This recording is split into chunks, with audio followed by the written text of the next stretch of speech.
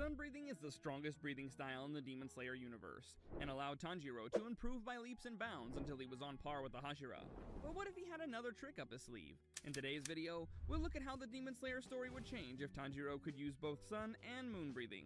After Tsukikuni Yoriichi created sun breathing, it inspired the creation of many other techniques. Water breathing favored flexible, versatile, and fluid combinations, while the mighty stone breathers mastered both powerful offense and solid defense. The Wind Hashira threw caution to the wind with their rapid attacking style, and the Thunder Breathers channeled energy into their lower body to strike at blinding speeds. Finally, flame breathing was built around strikes so powerful that they burned. Water, stone, wind, thunder, and flame.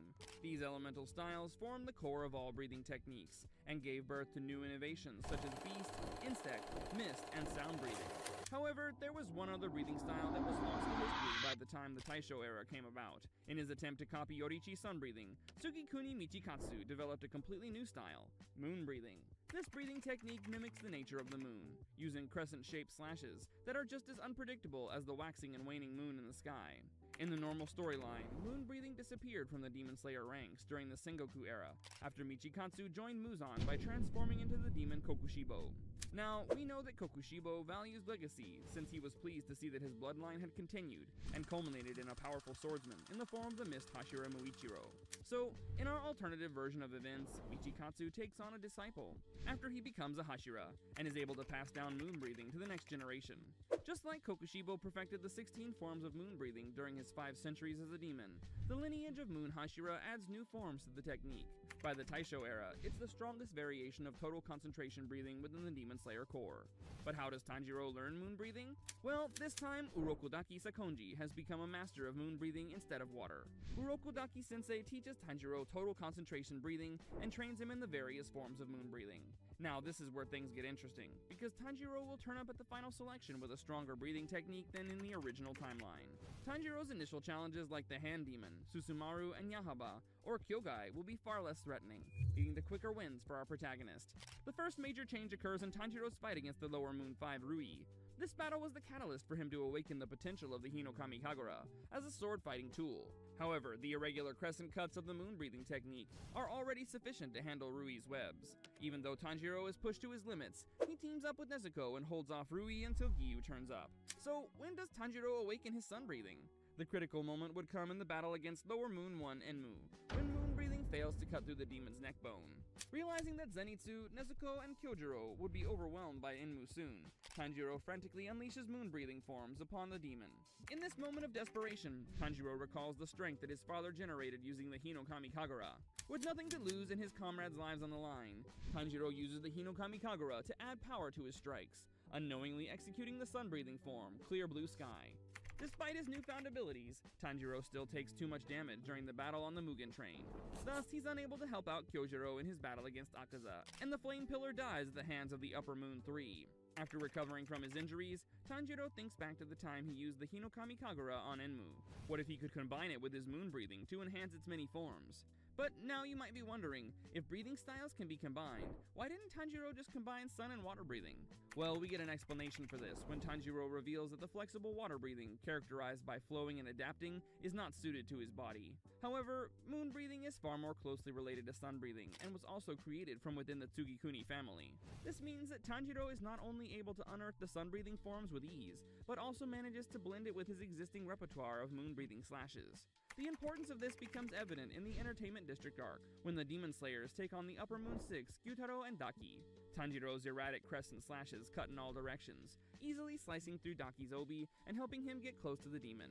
Once Nezuko joins the battle with her powerful kicks and burning blood, the Demon Slayers begin to overwhelm Daki even without Tengen's support. But the real challenge comes when Gyutaro emerges to save his sister from the Sound Hashira. Because moon breathing allows Tanjiro to handle omnidirectional attacks, he only needs Zenitsu and Nezuko's support to take care of Daki.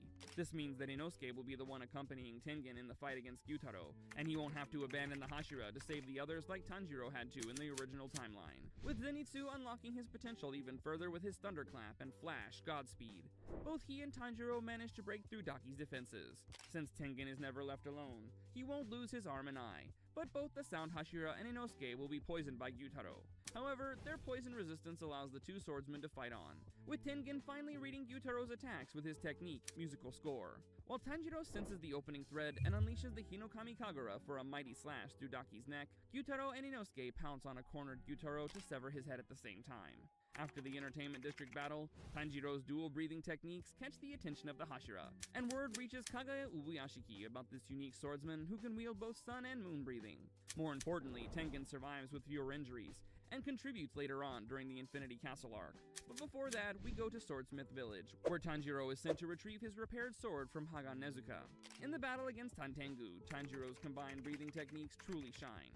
When faced with the Upper Moon 4's emotional clones, Tanjiro's moon breathing gives him a perfect counter. The precise, crescent-shaped slashes allow him to anticipate and cut through the multiple manifestations of Hantengu's emotions. But the real difference comes when Tanjiro encounters Zohakuten, the combined form of all of Hantengu's emotions. In the original timeline, this powerful demon nearly overwhelmed Tanjiro, Nezuko, Genya, and the love Hashira Mitsuri Kanroji. However, by this point, Tanjiro has mastered the circumstances over which he uses his dual breathing forms. With moon breathing's scope of attack and sun breathing's unstoppable power, Tanjiro is able to adapt to virtually any attack. After the Swordsmith Village victory, where both Hantengu and Gyoko are killed by the Demon Slayers, Kagaya Ubuyashiki summons all the Hashira for an emergency meeting. He reveals that the time has come for the Demon Slayers to seriously consider taking the offensive against Kibutsuji Muzan, kicking off the Hashira training arc. Tanjiro trains directly under Gyomei Himejima, the Stone Hashira and strongest Demon Slayer. Recognizing the similarities between stone-breathing stability and moon-breathing's precision, Gyomei helps Tanjiro refine his techniques. By the time Muzan launches his assault on the Ubuyashiki estate, Tanjiro has nearly reached Hashira-level strength. When the Infinity Castle battle begins, it's the sound Hashira Tengen who teams up with Giyu to confront Upper Moon 3 Akaza. Tanjiro initially lands among a group of weaker demons by himself, but as he fights his way out, he meets Muichiro and the two work together to try and make sense of the castle. As they clear room after room, Nakime's demon blood art suddenly transports the two to a room with a mysterious sword-wielding demon, who locks them in a petrifying gaze with his 6 eyes. The Upper Moon 1 Kokushibo's horrifying aura locks both the demon slayers in place, as he observes them closely. Kokushibo realizes that Muichiro is his descendant, and laments the death of the Tsugikuni name. Tanjiro and Muichiro strengthen their resolve and charge the demon at once with their breathing styles. Kokushibo is in for another pleasant surprise when he sees Tanjiro using moon breathing, and he immediately recognizes it as his own creation. Even though the two demon slayers are among the most talented in the Corps, they cannot keep up with Kokushibo. Enhanced by his demonic powers, Kokushibo's moon breathing far surpasses Tanjiro's, and the demon slayers are pushed back by his onslaught. While neither Muichiro nor Tanjiro suffer grievous injuries, they begin bleeding profusely as they struggle to defend against Kokushibo's relentless slashes. While Genya and Sanemi appear on the scene shortly afterward, Kokushibo is quick to immobilize Genya and holds off Sanemi as well. At this moment, Tanjiro realizes that moon breathing won't get him anywhere against the technique's creator, and switches to sun breathing. Seeing this change, the Upper Moon is genuinely shaken. For the first time in centuries, Kokushibo faces someone who wields both the technique he created and the technique he could never master. This moment of recognition causes the Upper Moon 1 to hesitate briefly, allowing Muichiro to finally land a strike on him. Enraged by the attack, Kokushibo unleashes Moon Breathing, 3rd form, Loathsome Moon Chains, on the Demon Slayers, but Gyomei arrives just in time to intercept the attack. The combined efforts of Tanjiro, Muichiro, Gyomei, and Sanemi occupy Kokushibo more than in the original timeline, and Genya is able to land his Blood Demon art on Kokushibo far more easily. As the Demon Slayers unite to behead Kokushibo, while simultaneously destroying his body, the Upper Moon 1 recognizes Tanjiro as the true inheritor of the Tsugikuni family's fighting styles. Tanjiro now possesses a complete mastery of both sun and moon breathing, along with access to his Demon Slayer mark and the Selfless State. As the Demon Slayers now move to take on Muzan, Tanjiro unleashes his ultimate combined technique, Celestial Convergence, a form where sun and moon breathing completely harmonize. With the memories of the Demon Slayers who died fresh in his mind, Tanjiro's grip turns his sword bright red. In the name of giving meaning to the deaths of Gyomei, Mitsuri, Obanai, and everyone else, Tanjiro viciously decapitates Muzan alongside Sanemi and Giyu. As the sun rises and Muzan begins to disintegrate, the Demon Slayers collapse from their injuries and exhaustion. The age of demonic terror is over, and it's humanity's time to thrive without fear. So what do you think about this alternate version of events? Let us know in the comments below, and don't forget to like and subscribe for more.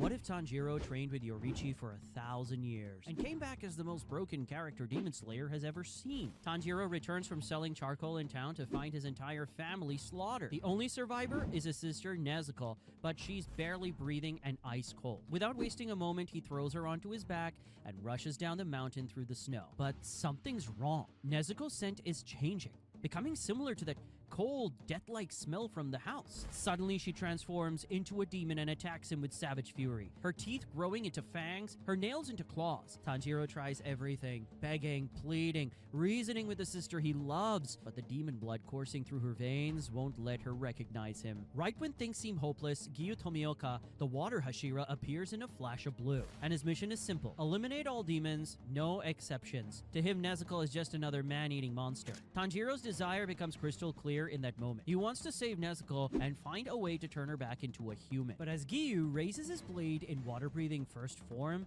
water surface splash to behead Nezuko, Tanjiro realizes the crushing truth. He's completely powerless. A charcoal seller versus a Hashira-level swordsman who can slice boulders in half? It's not even a contest. Tanjiro charges anyway, throwing a hatchet and diving headfirst at the Demon Slayer, driven by pure desperation. But Giyu easily sidesteps, striking the back of Tanjiro's neck, and knocks him unconscious with a single precise blow. As Tanjiro lies unconscious in the snow, the real conflict becomes clear through Giyu's knowledge. This isn't just about saving one demon's sister. There's something called Muzan Kibutsuji, the Demon King, the first demon, an immortal monster who's been terrorizing humanity for over 1,000 years. Every demon, including Nezuko, carries Muzan's blood and is connected to him through cursed cells. The legendary Yoriichi Sugikuni, the sun-breathing master and the most powerful swordsman who ever lived, had Muzan completely helpless and still couldn't finish the job. How can someone with no training, no breathing techniques, no Nichiren blade possibly defeat an immortal being that's had centuries to perfect his blood demon arts? The answer seems impossible, but sometimes impossible situations require impossible solutions. As Tanjiro's emotions reach their breaking point, the grief, the rage, the desperate love for his sister, something incredible happens. His father's Hanafuda earrings, the same ones worn by the legendary Yoriichi centuries ago, begin to pulse with ancient energy. These aren't just ordinary earrings, they are infused with a fragment of Yoriichi's soul and contain a secret technique that's been dormant for generations. A final failsafe left behind by the sun-breathing master himself. Tanjiro's overwhelming emotions and his bloodline connection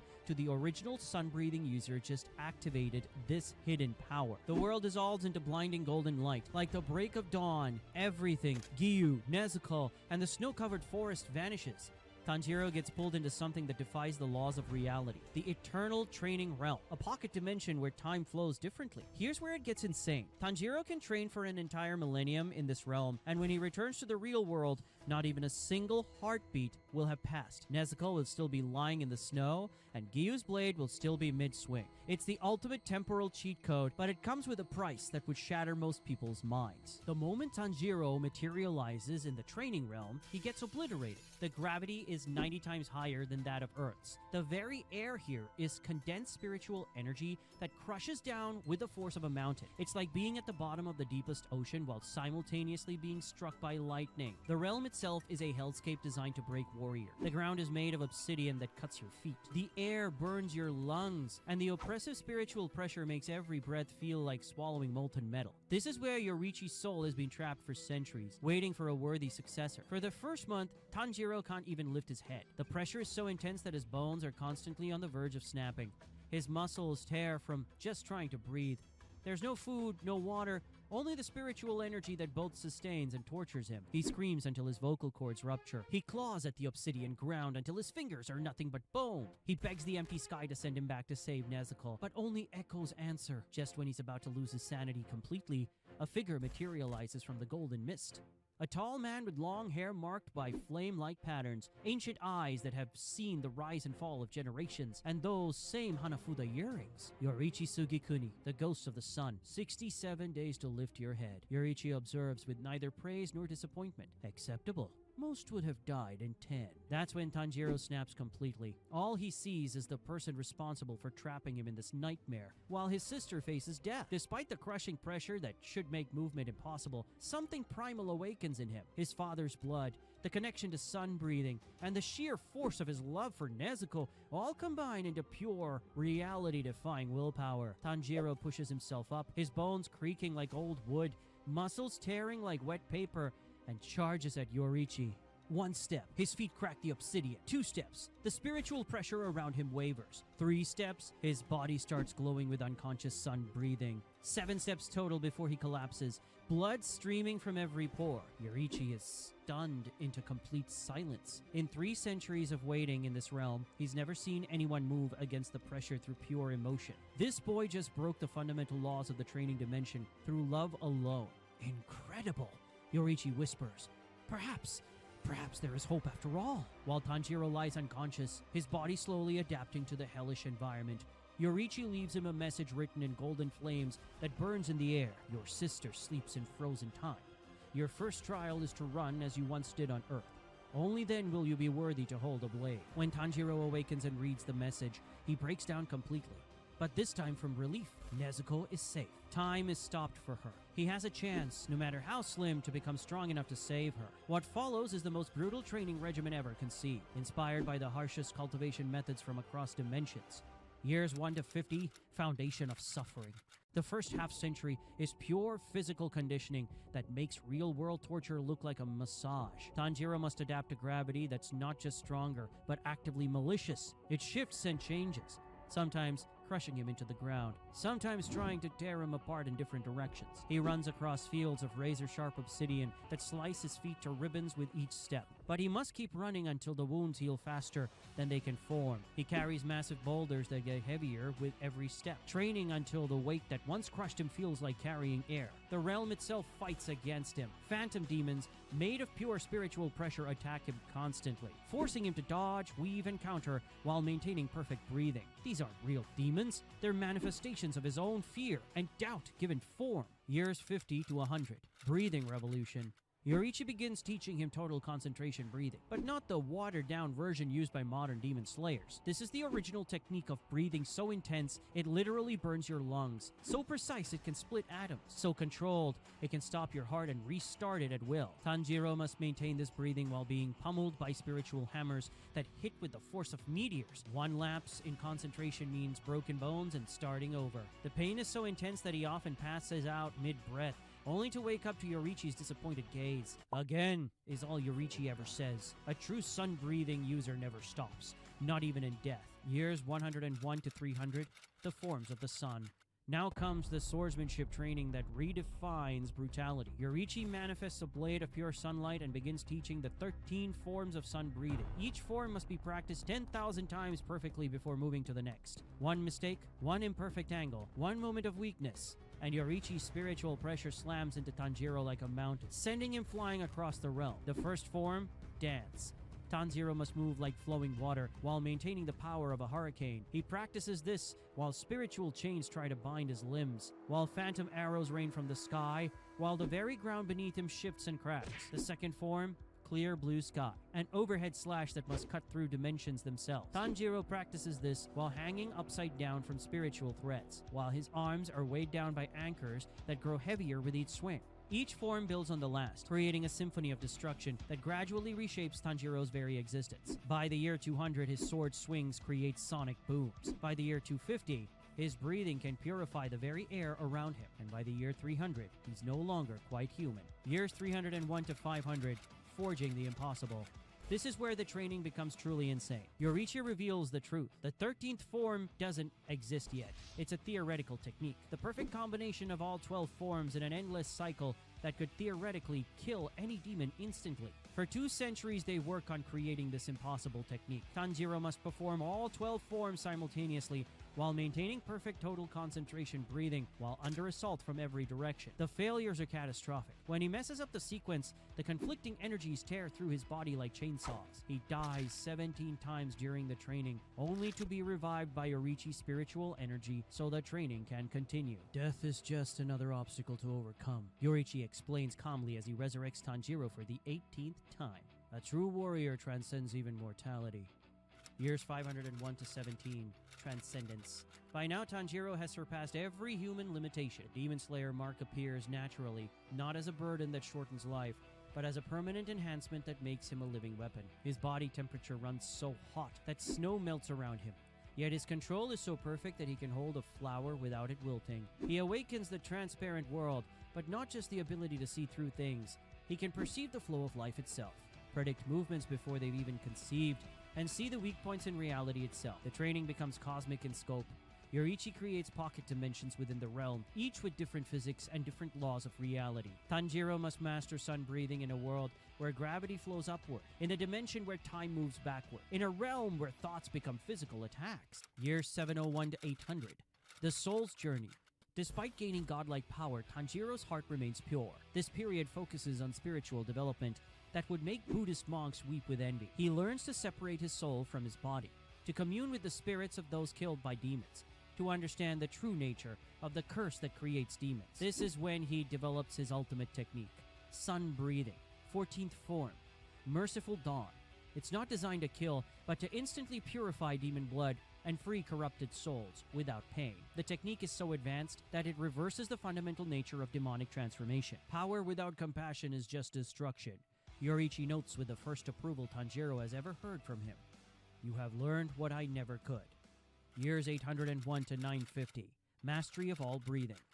Yoichi downloads the knowledge of every breathing style that ever existed or could exist directly into Tanjiro's mind. Water, thunder, beast, flower, serpent, sound, mist, love, stone, wind, but not just the basic forms. He learns the ultimate versions that existed only in theory. He masters Breath of the Moon from Kokushibo's memories stored in Yoichi's soul. He develops new breathing styles by combining existing ones. Breath of the eclipse that merges sun and moon. Breath of the storm that fuses thunder and wind. Techniques so powerful they could reshape landscapes. Years 951 to 1000, the price of power. In the final decades, the true cost becomes clear. Yoichi's soul, which has powered this realm for centuries, is finally fading. The legendary warrior who defeated countless demons, who made Muzan flee in terror, is dying a second death. But he doesn't fade quietly. In his final moments, Yoichi makes the ultimate sacrifice. He fragments his soul and merges pieces of it directly into Tanjiro's being. Not just memories or techniques, but the very essence of what made Yoichi the perfect warrior. Tanjiro gains not just power, but the accumulated wisdom of centuries, the tactical genius that made Yoichi unbeatable, the perfect combat instincts honed by a lifetime of battle. He also inherits Yoichi's greatest regret, his failure to save his brother and stop Muzan. I could not save those I loved, Yoichi whispers as his form begins to fade. But you still can. You have surpassed me in every way that matters. The training realm begins to collapse as its creator disappears.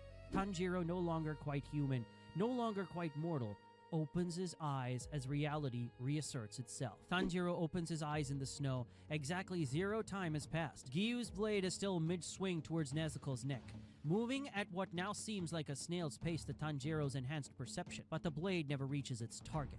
Moving faster than light itself, Tanjiro appears between them. He doesn't strike Gyu or hurt him. That would be overkill. Instead, he simply places one finger against the Hashira's chest and redirects his momentum, sending him gently but irresistibly flying backwards into a snowbank. To Gyu, it's like the world just glitched.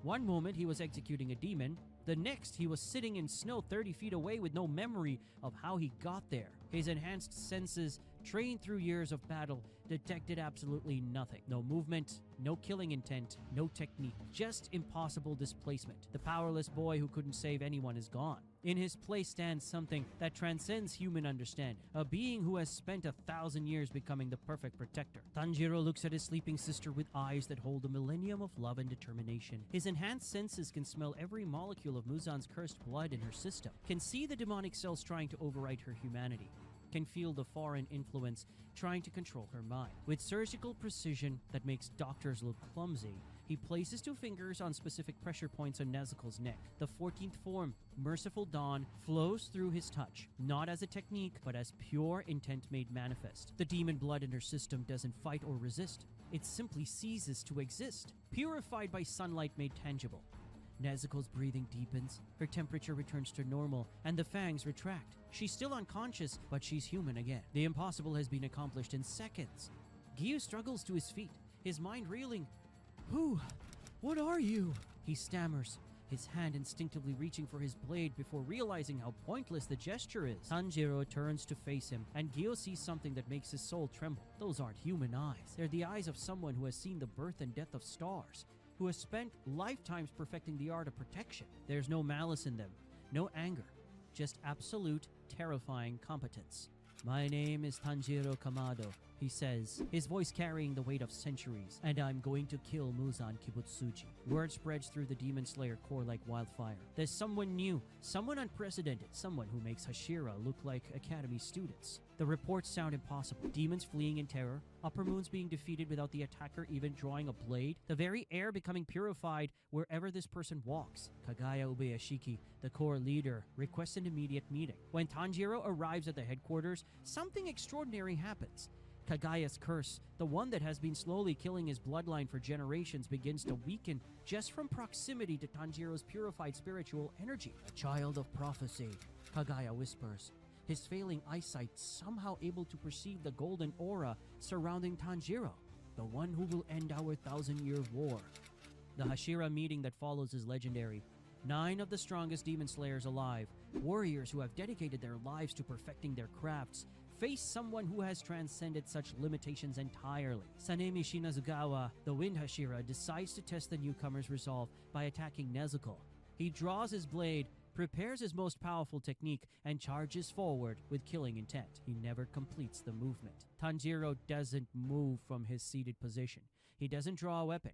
He doesn't even look in Sanemi's direction. He simply releases a fraction of his spiritual pressure, the accumulated power of 1,000 years of training compressed into a single moment. Sanemi stops mid-charge, his body refusing to obey his commands. Every instinct he has, every survival mechanism honed by years of battle, screams the same message: move and you die. Breathe wrong and you die. Exist in his presence without permission and you die. The other Hashira feel it too. Gyu's stoic mask cracks as sweat beads on his forehead. Rengoku's eternal flame of enthusiasm flickers. Tengen's flashy confidence evaporates. They're facing something that exists on a completely different level of existence. "Please, don't threaten my sister," Tanjiro says quietly, and simple request carries more authority than any shouted command. "I've spent a very long time learning to protect her." Instead of immediately hunting down Muzan, Tanjiro implements a strategy that's both brilliant and ruthless. He seeks out Tamayo, the demon doctor who has been researching a cure for centuries. When he appears in her hidden clinic, Tamayo nearly collapses from the sheer pressure of the presence. But she quickly realizes this isn't a threat. "I know what you've been trying to accomplish," Tanjiro tells her, his eyes seeing through her desperate centuries of research. "Let me help." What follows is the greatest scientific breakthrough in history compressed into a single afternoon. Tanjiro shares not just Yorichi's memories of Muzan's biology, but insights gained from 1,000 years of studying demonic corruption at the cellular level. Together they create a weapon, a compound that doesn't simply kill demons, but strips away their immortality and demonic power, leaving them as vulnerable humans facing the weight of their crimes. Killing Muzan would be merciful, Tanjiro explains as they work. He needs to understand what it feels like to be powerless, to be afraid, to face death as the mortal he once was. Tanjiro begins systematically hunting down every demon in Japan, but not to kill them. He offers each one a choice: accept purification and return to humanity, or face complete annihilation. Most choose redemption when faced with his impossible power. The Upper Moons, demons who have terrorized humanity for centuries, fall one by one in encounters that barely qualify as fights. Upper Moon 6, Daki and Gyotaro are the first to face him. The battle, if it can be called that, lasts exactly 3 seconds. Tanjiro appears in their entertainment district, looks at them with those ancient eyes, and speaks a single word: choose. Daki, in her arrogance, attacks with her blood demon art. Her razor-sharp obi ribbons, capable of slicing buildings in half, simply pass through Tanjiro as if he exists in a different dimension. His counterattack isn't even a technique. He just touches her forehead with one finger, and the demonic corruption that has sustained her for over a century simply ceases to exist. She collapses as a confused, frightened human girl, her memories of 100 years of murder flooding back all at once. Gyotaro, seeing his sister's fate, chooses surrender. Upper Moon 4, Hantengu, tries to hide under his emotion-based clones. Tanjiro finds all of them simultaneously, existing in multiple places at once through sheer speed. The demon who has survived through cowardice for centuries faces someone who makes hiding impossible. Upper Moon 3, Akaza, provides the closest thing to an actual fight. The martial arts demon who has spent centuries perfecting his combat skills faces off against someone who has spent a millennium doing the same. For exactly 30 seconds, Akaza thinks he might have a chance. His compass needle tracks Tanjiro's movements. His destructive death technique launches with perfect precision. and his battle spirit burns brighter than ever before. Then Tanjiro stops holding back. The resulting demonstration isn't a battle, it's a lesson in the difference between perfection and transcendence. Every one of Akaza's techniques is not just countered, but improved upon and reflected back. His compass needle spins wildly, unable to track someone who exists partially outside of physical reality. When it ends, Akaza is on his knees, his regeneration unable to keep up with the damage that affects his very existence. For the first time since becoming a demon, he feels something he thought he'd lost forever: respect for a superior opponent. "You're strong," he whispers, as Tanjiro's 14th form purifies his demonic blood. "Stronger than anyone I've ever faced. Thank you for reminding me what it meant to be human." Upper Moon 2 Doma tries to flee the moment he senses Tanjiro's presence. The demon who has never felt genuine emotion suddenly experiences pure primal terror. His ice-based blood demon arts, his cult of followers, his centuries of manipulation, none of it matters when faced with someone who can end his existence with a thought. Upper Moon 1 Kokushibo provides the most complex encounter. This is Yorichi's brother, transformed into a demon, but retaining memories of the original sun-breathing techniques. When he faces Tanjiro, he sees not just his brother's successor, but fragments of Yorichi's soul integrated into this perfect warrior. "Brother," Kokushibo whispers, his 6 eyes seeing the impossible truth. "You live on in him." The fight between them spans hours, not because Tanjiro needs the time, but because he wants to honor the memory of Yorichi's relationship with his corrupted brother. Every technique Kokushibo learned as a human, every moon-breathing form he developed as a demon, Tanjiro matches them all while showing him what he could have become if he hadn't chosen the path of jealousy. In the end, Kokushibo doesn't die as a demon. He dies as Mishikatsu Sugikuni, Yorichi's brother, finally free from centuries of jealousy and corruption. When Muzan realizes that all his upper moons have fallen, that his 1,000-year empire is crumbling, he doesn't rage or plot. For the first time in his existence, the Demon King feels something he thought he'd forgotten: fear. He tries to hide, using every technique and ability at his disposal. He fragments himself into thousands of pieces and scatters across Japan. He possesses innocent humans and uses them as shields.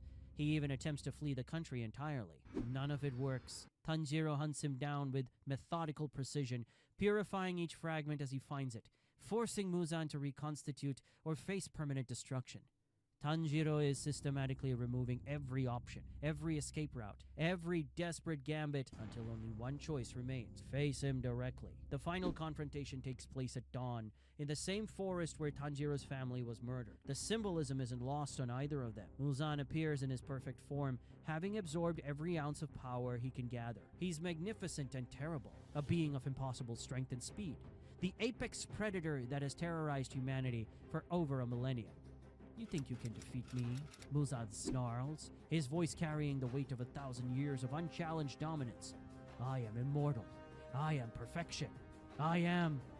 "Afraid," Tanjiro interrupts quietly. "You're afraid because you can smell it on me, can't you? The scent of the sun. The power that you've spent centuries running from." For what feels like hours to Muzan, he unleashes everything he has. Every blood demon art, every technique refined over centuries, every desperate transformation in his arsenal. The forest is obliterated, mountains are moved, the very landscape is reshaped by the fury of his attacks. Tanjiro weaves through it all like morning mist, untouchable and inevitable. He's not just dodging, he's dancing, performing the ultimate expression of sun breathing as a form of art rather than combat. Muzan finally exhausts himself. When every desperate attack has been evaded with casual grace, Tanjiro appears directly in front of him. In his hand is a Nichiren blade with a hollow tip, filled with the compound that will strip away everything Muzan has become. "This is for my family," Tanjiro says simply, and drives the blade through all 7 of Muzan's hearts and 5 brains simultaneously. The scream that follows can be heard across 3 provinces. Muzan doesn't just lose his power, he loses his immortality, his regeneration, and his demonic strength. 1,000 years of accumulated might simply evaporates, leaving behind a frail, terrified human who suddenly remembers what it feels like to die. "No," Muzan whispers, his voice cracking with the weight of mortality. I was. I can't be." "Human," Tanjiro finishes. "You're human again. And now you get to face justice for everything you've done as the mortal you always were." Muzan doesn't die in battle. He's dragged away by the authorities. A broken old man who will spend his remaining days in a cell, haunted by the memories of his victims and the knowledge that death is coming for him, just like everyone else. With Muzan's defeat, the Age of Demons ends not with an apocalyptic battle, but with the rising sun. Across Japan, every remaining demon feels the curse that bound them to their king. Simply stop. They have a choice now. Remain as monsters or accept the cure that Tanjiro offers freely to any who want redemption. Most choose to become human again. Nezuko is among the first to be fully cured, not just of the demon blood, but of any trace of corruption that might have lingered. When she opens her eyes and sees her brother for the first time, in what feels like forever, her smile is worth every century of training he endured. The Demon Slayer Corps, after generations of sacrifice and loss, can finally rest. Swords are put away, breathing techniques become meditation practices, and warriors become protectors of peace rather than weapons of war. Children play outside after dark without fear. Travelers walk mountain paths without carrying blessed weapons. Families sleep peacefully knowing that the nightmares that once stalked the night have been purified by the light of the dawn. And Tanjiro Kamado, the charcoal seller who became the sun god, stands as the guardian of this new world. Once this video hits 15,000 likes, I'll drop the next one. What if Tanjiro trained with Saitama from One Punch Man for 1,000 years? Until then, keep sharing this video.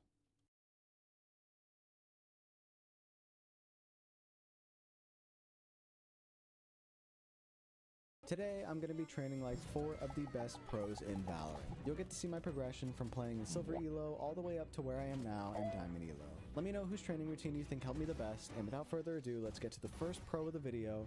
TenZ, one of the best Valorant players in the entire world. He's been Radiant multiple times. Ooh, Radiant. But on the other hand, you have me, a hard-stuck Silver player. I've been Silver for so long, it's literally become part of my identity. I've always thought I belonged in a higher rank, but never really bothered to do anything about it. But I've made excuses for long enough. I will be training like TenZ every single day for the next week straight to see if I really have what it takes to rank up to gold, or am I destined to be Silver forever.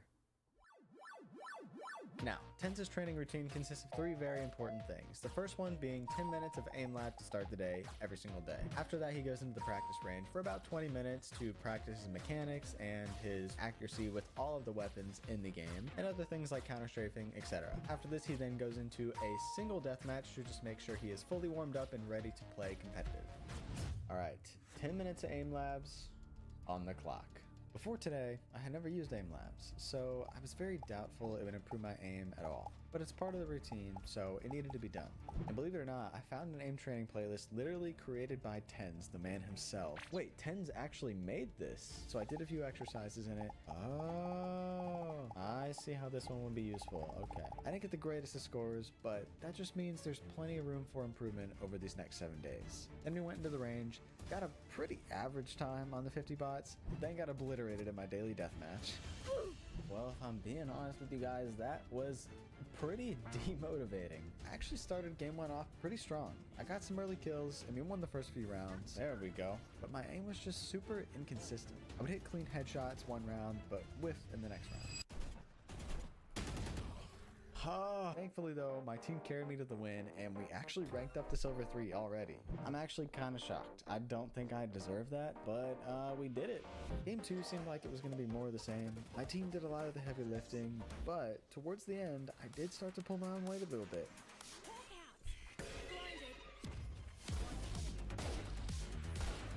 I'm gonna help this race. There we go. Well, I think we won, guys. Oh my god. 26? Wait, okay. Let's see if we can get to gold 1 today. And if we do, let's shoot for plat, because it honestly might be doable. I didn't know it at the time, but I was severely underestimating how difficult this challenge was going to be. And once again, got hard carried the next game, so decided to just call it a night there in hopes that tomorrow I'd actually be able to hit a shot. I started with my daily aim labs, got a new high score on strafe track, which is pretty exciting. Then I did the hard bots in the range a ridiculous amount of times. And lastly, played our deathmatch. I'm feeling much better in this deathmatch than I was yesterday though, which is a good thing. It's a good sign. After all that warming up, it was finally time to actually play the game. My aim is actually better than yesterday, so maybe the aim training is working. However, we ran into a new issue. Oh, game, do not crash on me, please. Valorant. Oh my god. Oh my god. If you're experiencing high ping or packet loss in your Valorant games too, then today's sponsor ExitLag might just be the solution you need. ExitLag offers a wide range of online service solutions from AI route optimization, a dynamic stabilizer, and look at all these other games they support too. Simply create an account on the website using the link in the description or pinned comment and download ExitLag to activate your 3-day free trial. Log in with the account you just made and ExitLag is going to start analyzing your routes for the best internet connection with Valorant. Click the library button, type in Valorant, and then click on the server and either use the automatic or manual routing. Finally, you just click apply and the results speak for themselves. And on top of that, ExitLag also offers duo and squad plans so you and your friends can all experience lower and more stable ping. Right now, there's a special Black November offer that gives you 1 year of ExitLag for half the price. Just click the first link in the description or use my discount code BRINKS to try it out for yourself. Thank you ExitLag for sponsoring this video. Now listen, I'm not blaming us losing on this, but there were definitely a few instances where if my game hadn't stuttered, we could have won some very important rounds. Oh, my game stuttered, no. I saw that shit.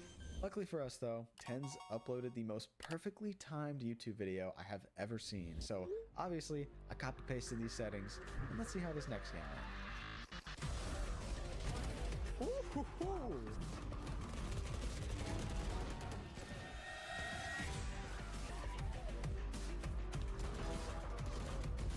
Mid, alter mid.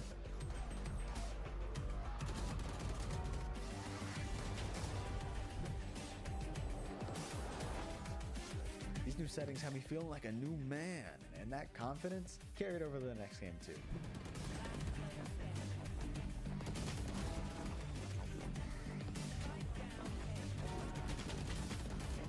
But then I was hit with something that I wouldn't wish on my worst enemy: bad teammates. Our only Sentinel disconnected on defense, and our Sova was playing Deagle only. I'm Deagle only right now. As expected, we lost, but I was MVP, so hey, not my fault. I kind of want to keep playing, but I feel like it's one of those things where if you think you should stop playing, you probably should. So I'm going to call it a day here, guys. Day 3. The only good thing about day 3 was my shop. Like, literally, this is insane. But apart from that, I mean, don't get me wrong, I played really well in game 1, but yet again, oh no, come on, I don't want to sound like a broken record here. I got some pretty awful teammates. One of them went AFK early on in game 2, so we just surrendered. And then in game 3, I did my job as Deadlock, but I think our poor Brim was just a little out of his league. Oh, in the nicest way possible, I don't understand why this Brim's in our lobby. Look at him. Ultimately, we ended the day back where we started. Let's just try again tomorrow. Day 4 was literally just a repeat of day 3. I was collecting the Infinity Stones, bad teammates at this point. And once again, we ended the day where we started. I was beginning to realize that I just can't rely on my teammates in this elo. Do I need to start playing with people so I don't get awful teammates? If I want to rank up, I need to be the reason my team wins. With that in mind, let's get some rest and hope for a little good luck tomorrow. Day 5. I was instantly hit with my kryptonite. 5 duelists, and they just so happened to start an attacking too. As you can expect, we kinda got bullied in the first half, and I was really the only person giving comms, which was annoying because we all had mics. Everybody literally spoke in the beginning of the game. Yo, can you guys hear me? Yeah. Yep. But as we lost, round after round, my team got pretty vocal with each other. Bro, why is everybody A? I don't get it. There's 3 people late, bro. We're splitting. You just can't hold the fucking stuff. Your teammate died. Play back. Well, I bro. have an op. How am I gonna chill back? I need I'll to buy get an a op. pick. I need to buy an op. Then get your Fucking pick. yeah. I don't know what to fucking tell you. Get better, bro. Don't blame it on other people. Just get good, bro. Good one. We went into the second half down 4-8. We won a round, lost a round, won another, and then we lost 3 more rounds, bringing it to 6-12. I kind of just accepted that we were going to lose this game, but then the impossible happened. Sova got a 4K one round, and the next round Jet got an ace.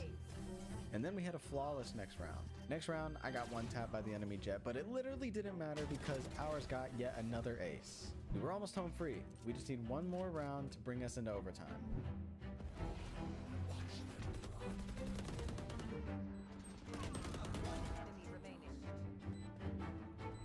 He's on site. He's on site. He's on site.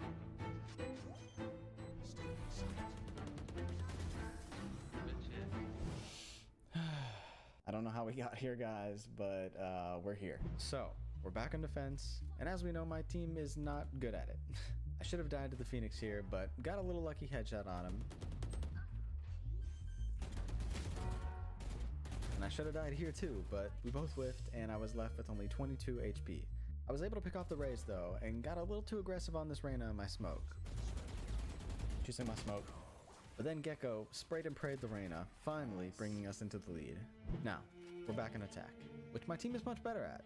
So, this should be an easy win, right?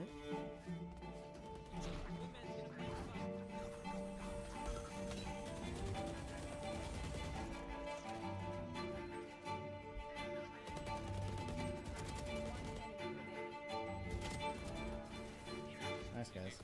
Oh my god. I don't know how. What? That's insane. I was just in pure disbelief that we pulled that off. Let's not waste any time and hop straight into game 2.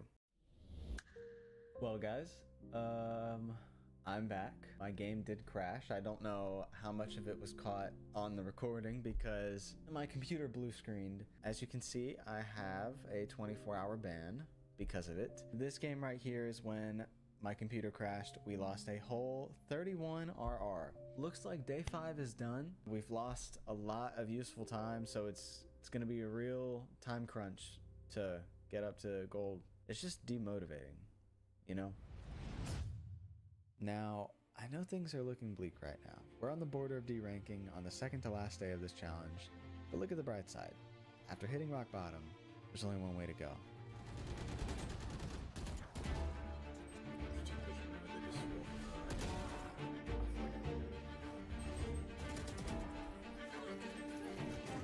Why the fuck would you push that? There's a nice... Very nice. Trying to do an evil laugh. I'm just not evil, guys. We won 3 games in a row, bringing us the closest we've been to gold so far. 2 RR away from finally breaking out of silver. However, I don't want to get too ahead of myself, so we're going to call it a day here. I had high hopes going into day 7. After all the bumps in the road, I felt like we were actually going to do it. I was finally going to hit gold. I queued into our first game of the day and was blessed with some good teammates for once. Nice. But this time, I was the bad teammate. Even though we lost, we were still 25 RR away, which is doable in one game, so I was optimistic. Oh my god, guys, are you freaking serious? But then, my bad luck struck again. My game crashed again, resulting in a 7-day ban this time. I just felt like giving up. And to be honest, I did give up. I had no idea why my computer was doing this.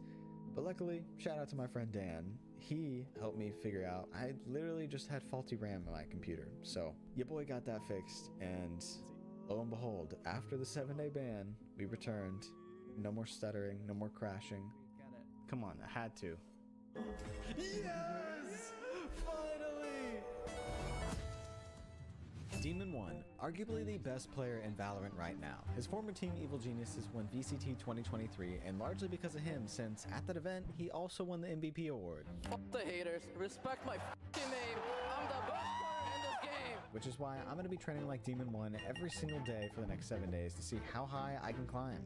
There's one problem though. I've heard from some of my friends that Episode 8's rank reset has been brutal to say the least. My Immortal friend was placed Diamond, and my Diamond friend was placed Gold, and I peaked Gold 2 last episode, so there's no telling how low I'm going to get placed. But honestly, I think I belong in Plat. So we're going to see if Demon1's aim routine can give me that extra boost that I'm going to need if I want to hit Plat by the end of this video. So, what is this aim routine? Well, it's 3 very simple steps. The first one being his aim labs playlist that you can see here. He did specify though that the last 3 were more just for fun, so we'll be focusing on the first 2 because I would say these 2 helped me the most. we'll also be comparing our scores from day 1 and day 7 to see how much we actually improved. But anyways, the next step is about 20 minutes in the range, focusing on flicking and micro adjusting with multiple weapons. And then the last and probably the worst step before finally queuing comp is about 5 to 10 death matches. Day 1.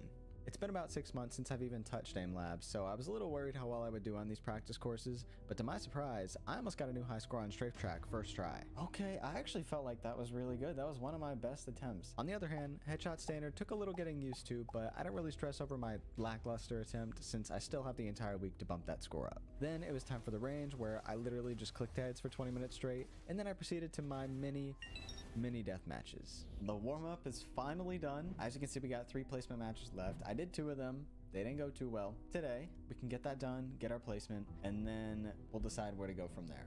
Game 1 started pretty rough though. We started out 0-5, and I was bottom fragging too. I was honestly just really nervous considering I hadn't played comp in about 3 months, even though I know I really shouldn't be. Like, the only difference between this and unrated is that there's a rank attached to it. So I focused up and actually started getting some kills for the team.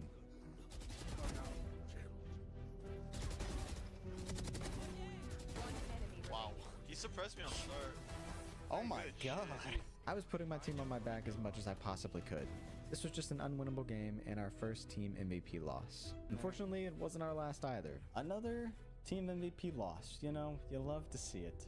With only one placement match left, this next game could not have gone any worse. We got absolutely bodied 1-13.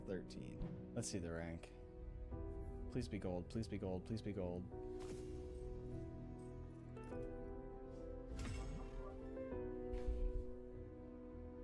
I'm so sad. Oh my god. So, we're silver 1. I don't know if we are going to be able to get the plat by the end of these 7 days. Might need to adjust the goal and just try to get back to gold. And, dang. That really sucks. Day 2. Our game plan is just try to carry my team, maybe insta-lock duelists and just try to frag out. Then I proceeded to not follow my own game plan since we got the worst map in the game. And I've never really played a duelist on Breeze, so I insta-lock chamber. It's gonna be great. It's gonna be great. And that, it was not. 2 of my teammates are 0-5. Dude, get your gun out. What is the point? What? We lost 18 RR that game, and I was honestly getting kind of bummed out because at the rate we were going, I was going to deranked bronze. So to avoid that, I went back into the range for a little bit to try my best to reset my mental. After clicking some heads, we queued back up for hopefully our first win of the video. It didn't seem like that was going to be the case though, as we started out 1-5 with our Rays going 0-6. I mean, I wasn't playing amazing either, but I still had my clutch moments.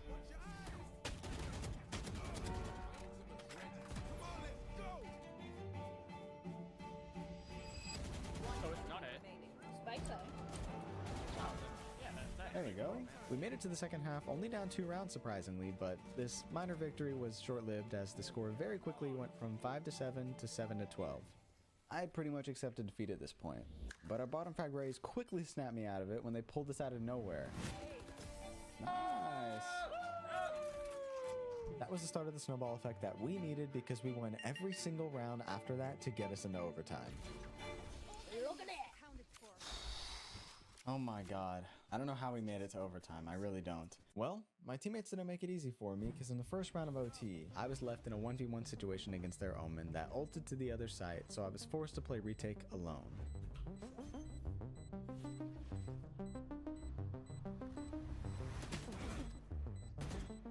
No charges left. Careful now. All good. All good. That's insane that worked. Oh, I love it. That's insane. Finally we had taken the lead after losing literally the entire game. Unfortunately, my team kind of botted out and tried pushing a site while we were getting util dumped. So it was down to me and Cypher. Last player standing. Okay, so it's down to just me.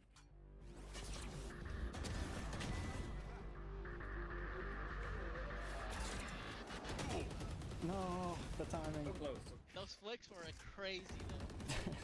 Thankfully, my teammates made up for the round before by killing all the enemies before I had a chance to see any of them. Nice, guys. So now all that stands between us and our first victory was a single round win. We had the upper hand too since the enemy jet DC'd, right? Wrong. In the blink of an eye, it was down to Deadlock versus Reyna. Deadlock planted the spike and then retreated to B main to play time with her ult. Nothing there. No escape. Nice. Oh, so much GG. better. I didn't think we had any chance at winning that. Oh my god, the comeback was real. We ended the day 16 RR higher than we were when we started. Not a lot of progress, but still progress nonetheless. I'm happy. Day 3. The only notable thing about day 3 is when I got robbed at a potentially 30 plus RR on a game where I was going 32-18 in overtime because my Wi-Fi went out. Don't make me lag out. Look at the Reyna. After I DC'd, my teammates drew the game, so I actually did get 4 RR out of it, but still annoying, obviously. We played 4 games that day and ultimately ended right back where we started. I don't even know if we're gonna get to Silver 2 at the end of this video. Day 4.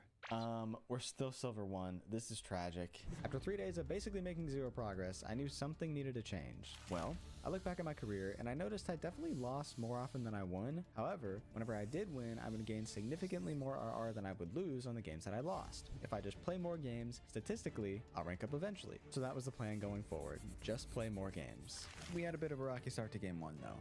I unselect Phoenix, looked down at my phone for a split second, and when I looked back up, oh my god, we got 5 duelists. It was honestly kind of a rough game for me, but towards the end though, when it mattered most,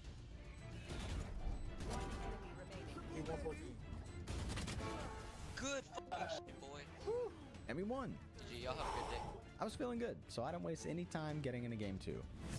Oh, yikes. Oh, that's bad. In all seriousness, this game was extremely frustrating, to the point where I almost quit for the day. I want to play more today, but I also don't at the same time. I don't know if I'm going to, but I need to. Like I said before, statistically, if I want to rank up, I just need to play more games. So I reluctantly queued up for another, and it started out about as good as you would expect. Oh my god. Sorry I'm not saying much, guys. I'm just like not in the mood. Just gonna play.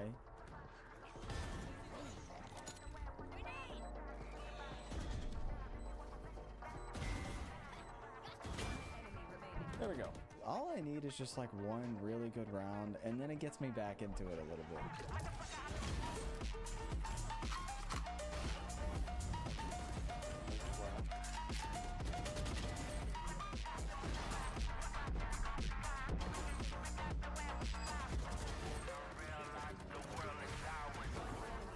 Oh, what a way to end a game. 33? I'll take it. Finally up. Finally. Oh my god. It's been a grind. After the trials and tribulations of the past few days, the Valorant gods finally cut me a little slack and our rank up was pretty chill. 27 and we finally rank up to silver 2. Today's been huge though. I feel good. I feel great. We started day 5 on a huge high note. In our first game, I was going 10-0 at one point, and in the final round, I got a 3K and played time on the spike to win us the game. That's crazy. It was pretty downhill from there though. In game 2, my Sage did not use a single ability the entire game. Sage, you gotta use those abilities. You got ult too, you could've rezzed. And this Reyna from game 4 was brand new to Valorant.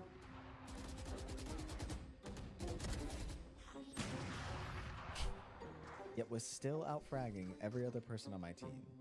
I just need to play with people. We can so easily win if we just had competent teammates that calmed and played together. It's just so hard to find that when you solo queue in silver. And if I lose another, we D-rank. So I assembled the Avengers. First up, we have the ADHD Neon main, Junior.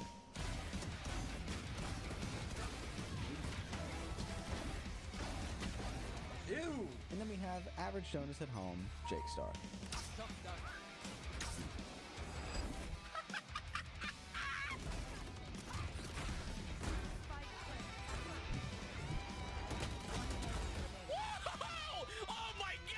As soon as the 3 of us joined forces, these games got significantly easier. It's just so refreshing to have this kind of dynamic after playing solo the last 4 days. We won 2 games together, but then ended the day on a breeze match MVP loss. The difference when I play with people, I need to like back up so I'm not shaking. Jesus Christ. Oh my god, it's an earthquake. Overall, we gained 43 RR. We still have a long way to go, but I'm feeling much more optimistic now. Day 6. With only 2 days left to reach our goal, that was still more than an entire rank away, I needed to lock in today. So, with the help of Jake and Junior, of course, that's exactly what we did. Alright. 7. Oh my god! Developers. We have to do something. Here, both flashes.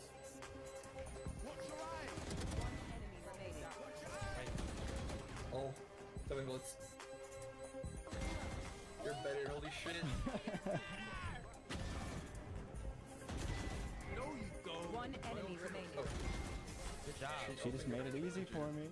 We're ending day 6, silver 3, 50 out of 100 RR. 2 whole ranks higher than we were 6 days ago. Tomorrow is the final stretch. Okay guys, we're here. It's day 7, the final day, the final warm-up, the last stretch. Knowing how close we were to the end of the challenge, I took my time with the warm-up routine this morning. Or at least I was going to, but within minutes... Oh! Whoa, we just destroyed our record. Whoa, didn't expect that. I was just vibing. And the same thing happened on Headshot Standard as well.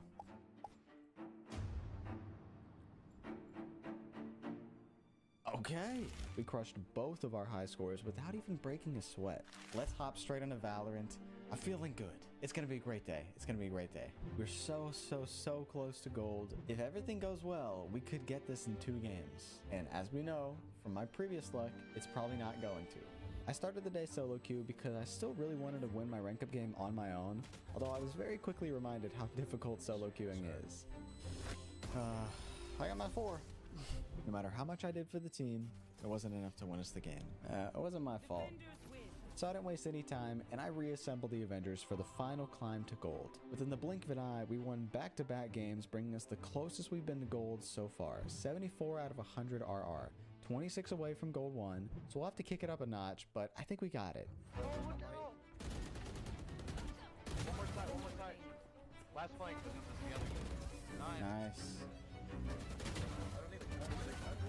She's blind.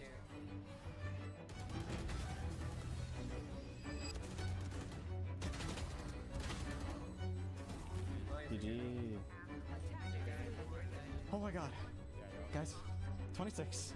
26 R, please. Hey. No! 22! No! Honestly, I could not believe that we didn't rank up. But at least we're only 4 RR away. I mean, all we have to do is win this next game. It can't be that hard. Oh, I lost 16. That's not the worst. It's still possible. Yeah, it's still possible. I just gotta play really well the next game. But the next game was the nail in the coffin. I was all the way back down to 65 out of 100 RR, virtually making no progress in over 5 hours of Valorant. We're gonna need to win this next game, or else I just don't think we'll be able to reach gold by the end of the day. Last player standing. 26. Think them. Good shit. We actually win this game so easily? Yeah. They were really not that good? Well, that aged like milk, because we proceeded to go into the second half down 4-8. I think I was honestly just starting to get fatigued from the sheer amount of Valorant that I was playing. Thankfully though, Jake and Junior picked up my slack, and before I knew it, the score was 12-10. One more round is all we needed. Well, the enemies took their sweet time committing to a site, but once they did, they got Jake right off the bat, and it was down to me and our 2 randoms to make something happen. 30 seconds left. Yep. Ulting me. Coming with me. I think my ult scared the enemies off, so I didn't do much of anything, but while they were hiding, my Sage was able to get the spike to half. One heaven.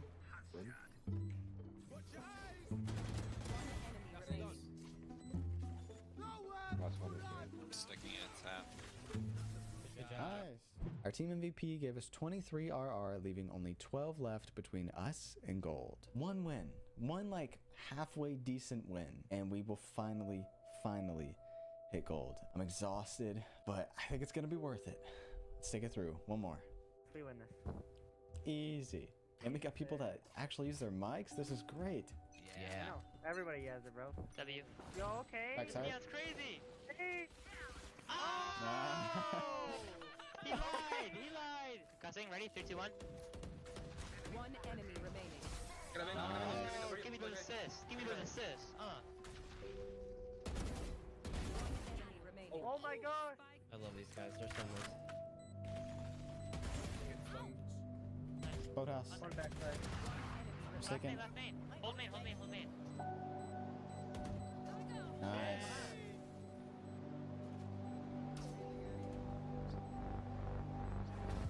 Nice. Let's go. At first, I wanted to do this alone, but I'm glad I didn't. It's nice to accomplish things on your own. 21 R, we made it to gold. But it's nicer to have people to celebrate those accomplishments with.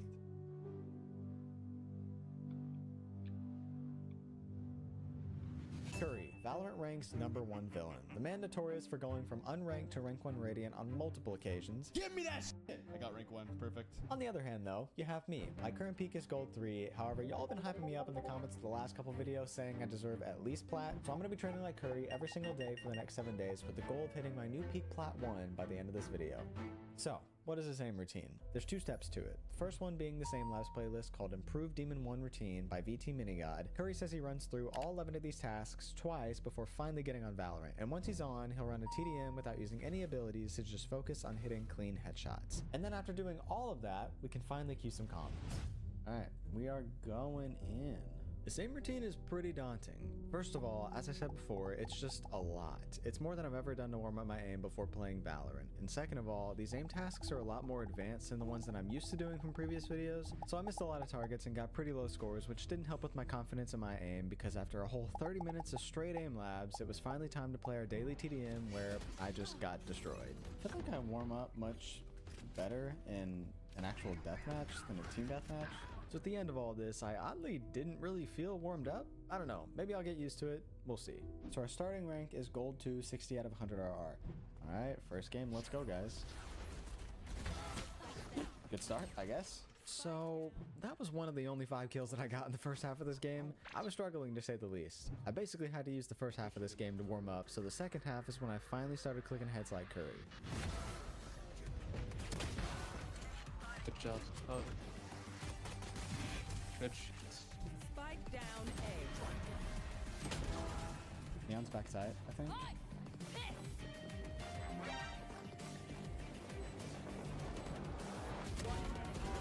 Nice. Nice. Whew. That's trigger discipline right there. Look at that. Oh my god. Switching sides. Overtime. Going into OT, I was a little worried since we were on attack again, but now that I was actually warmed up, it went very differently this time around. There we go. Wait, there's 2A, 2A. Trim with C. I'm just baiting out time. Just play. Playing tight. I get smoking 10. Nice. One enemy remaining. Nice. Good job. My god. After this, we went back and forth and back and forth. I swear this game felt like it was never gonna end. Every round, my team was getting more and more tempted to draw. Guys, we're not drawing, right? We're not gonna waste our time, right? Come on, continue. Okay, I'll press up. Oh my god. Overtime. I'm never one to suggest we surrender, but I immediately regretted my decision because my Wi-Fi started giving out on me. Look at this, they're literally teleporting around on my screen. Guys, what do I do? Honestly, there wasn't much I could do for my team anymore at this point. I could barely even hear their comms. No. What is this man saying? Just stall. Nice. Thankfully, they actually played together, so we won and were able to take the lead with another chance to finally put an end to this game.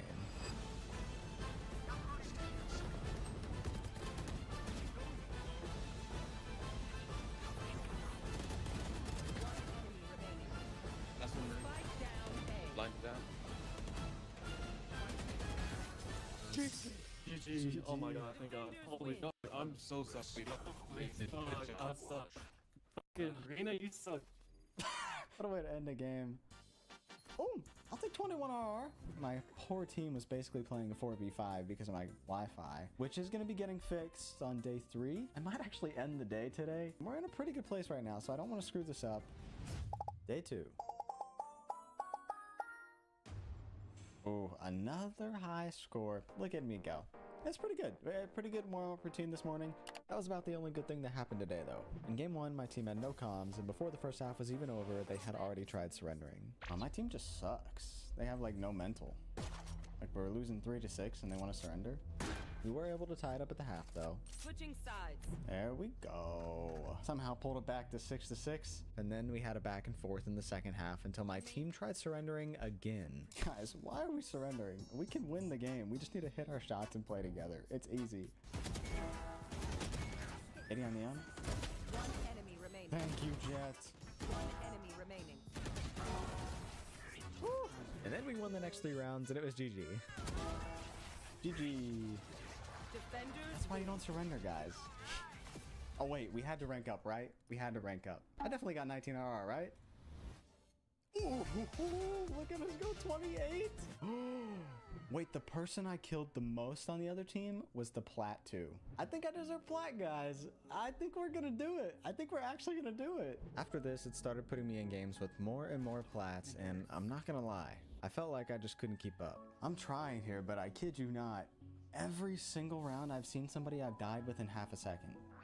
It's actually ridiculous. I was honestly kind of starting to doubt if I even had what it took to hold my own in a full Plat lobby. Yeah, I'm gonna call it a day there. Day 3 was off to probably the worst start possible. After the aim routine, I didn't do too well in the TDM, and our first comp game didn't set a very good tone for the day either. My teammates were just super passive aggressive with their comms, and we lost. At this point, I was getting pretty sick and tired of toxic teammates. It was really demotivating, especially since after the losing streak we've been on, we are now 2 RR below where we started on day 1. We're on a red carpet streak right now. This is not good. I need to break the streak before it continues for too long. Now, this may be controversial, but I think we actually got pretty lucky with our next map. I love Sunset. Maybe I just need a duelist. Honestly, I'm not even gonna think. I'm just gonna do Phoenix. We didn't just get lucky with the map though. Every single person on my team had a mic, and before the round even started, Sova was already cooking up plans for the team. What's up, guys? B, but let me shoot down the darts. I mean, let me shoot down the trips. Sir, yes, sir. Sounds good to me. And all thanks to Sova, we won the first round. Nice. Our luck ran out though, as we fumbled the eco round and then lost round after round after round after round. And then we won a round after I did a little IGLing. Finally. Jesus. And then we lost another. It's literally nothing more than just my team whiffing. And this guy just so happening to get on my team and not the enemy's team, who keeps disconnecting. I'm just so unlucky. Like, it's so annoying. I felt pretty helpless. It seemed like everything that could possibly go wrong was going wrong. I'm still getting shot. My God. I actually felt a lot better after letting some steam off, but we ended the first half down 4-8, so it was going to be an uphill battle to try to win this game. I had to channel my inner Captain America to help keep my team's morale up. I think we're all also, like including me, just playing a little bit scared. We just gotta play confident, like we can win this. We're just whiffing a lot of shots. Exactly. Yeah, I know I for sure I'm whiffing and I don't understand what's happening. I was fine in my last game, I swear. This is the half, it turns around. This is our half. Well, our uphill battle got even steeper as we lost 3 out of the next 4 rounds. I basically accepted that we were going to lose at this point, since if the enemies win just one more round, the only possible way for us to win is to win every single round, but even then, we'd still have to go into overtime. I figured if we were going to come back, I had to make some bold plays. Get out of my way. Woo, that was huge. Nice pick. One enemy remaining. Nice. Okay, we're cool on our way back. Watch this, let me lock in real quick. I'll go back to play. I'm like,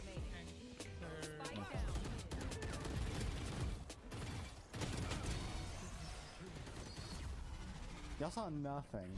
Spike planted. 80. Nice. This fall off needs to be studied. Not gonna do you. Match Oh point. my God.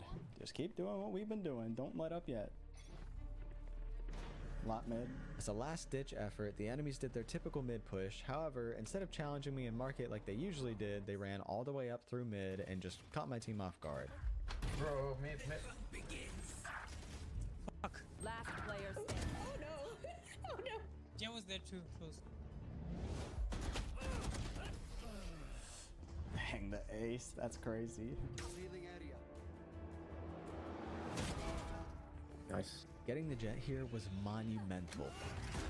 And by the time we planted the spike, there was only one enemy left. We found them in CT, and I wanted to molly them off to stall for time, but I made a fatal error.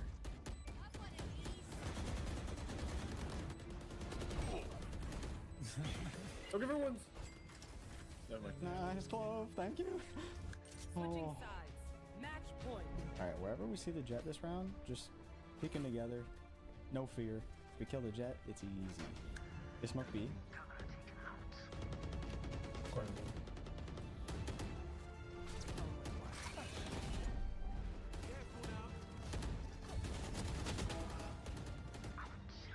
Okay. Think they want to rotate? Yeah, they're coming towards you, Sage. Oh my god. Nice save. GG, guys. Oh my god, I cannot believe it. That's why you don't surrender, kids. 25. Okay. Feeling much better now after that game. Finally breaking the red carpet streak. One win would bring us back to gold 3. Well, it was basically handed to us on a silver platter. The next game was probably the easiest one I've had so far. That was diabolical. 27. Such a good game. Wow. Also, if you look at my KD, it's 16 to 6. And if you flip that, that's my birthday. And I'm trying to hit 10,000 subscribers before then. So if you guys are not already subscribed and you're enjoying the video so far, please, please, please hit that subscribe button. It helps me out way more than you know. Seriously, thank you guys so much for watching. It means the world to me. Day 4, we pulled off miracle after miracle. In game 2, we were losing 4-8 at the half. My KD was 3-10, and my team had already tried surrendering once in the first half. Oh, by the way, this was our team dynamic the whole game. I'll spit on you, IRL. And I'll slurp it up, fat ass. Not the most ideal conditions for a winning team, but I try to ignore them as much as possible to just focus on remembering my training so far. By day 4, I was getting much better scores in the aim labs tasks, and I knew it could translate to better Valorant aim. I think I was just overthinking it since we were passing the halfway point of this challenge, and Plat still felt so far away. But I can't be thinking about that right now because we still got a game to win. All I gotta do is hit my shots like I know I can. Oh shit. Spike down A. Gonna pull off a miracle. Oh. One enemy remaining. Last player standing.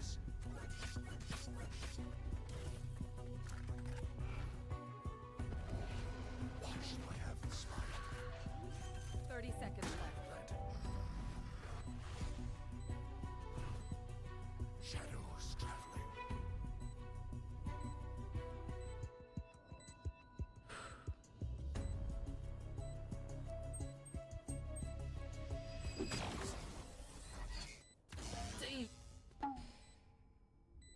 I pulled off a miracle!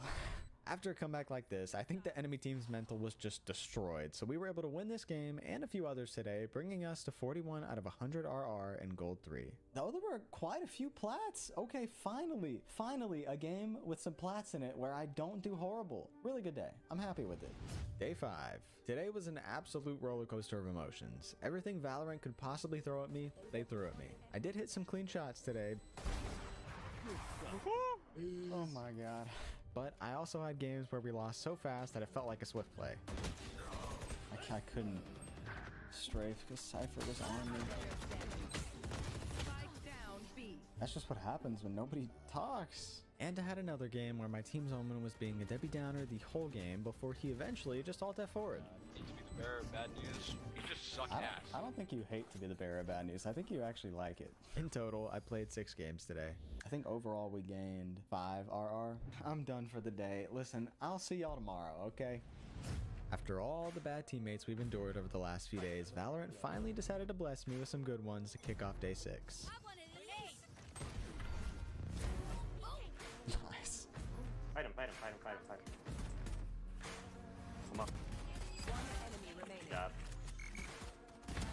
There we go. I had my moments, but I definitely could have played better. Also, I probably need to watch some like Raze ult tutorials because I die almost every single time I use it. It just still kills me. 23.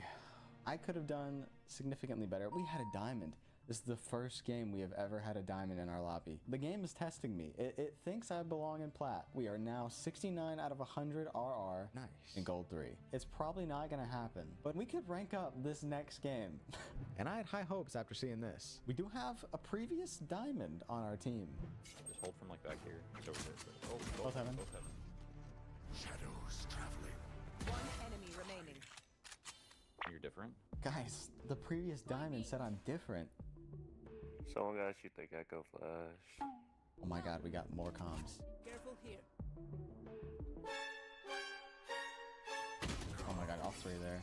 Besides that happening to me, this was actually such a fun game. When is their spawn? Oh my god, this guy's an idiot. One enemy remaining. Oh my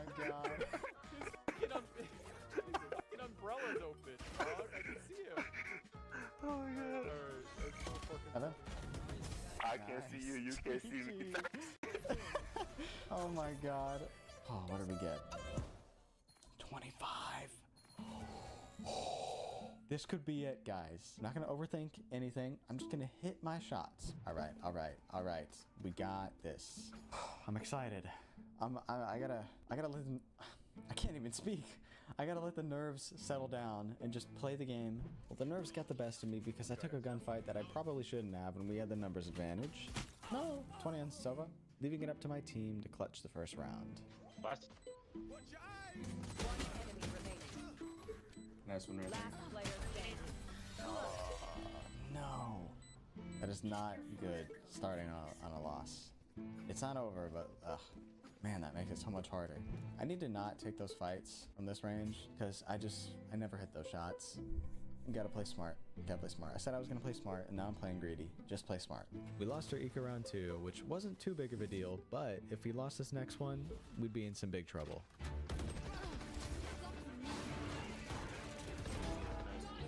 When you off. One enemy remaining.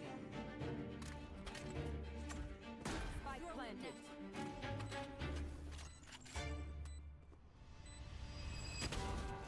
Nice. Oh my god. Oh, thank you, thank you, thank you. I hit my shots. All right, that's all me. That's all me. And a plat lobby, I assume. One over.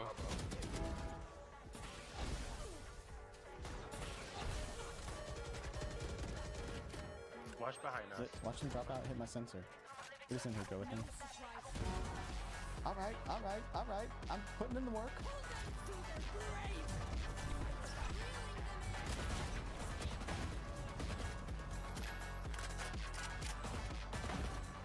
Yes. I'm so proud of myself. 72. Oh yeah, best in the lobby. That's me. That's me.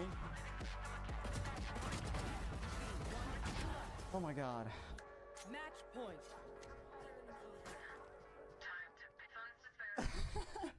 Oh my god. I did not expect this game to go like this. Okay, this could be the last round. But it wasn't though. No matter what my team did, we just could not seem to win this last round that we desperately needed.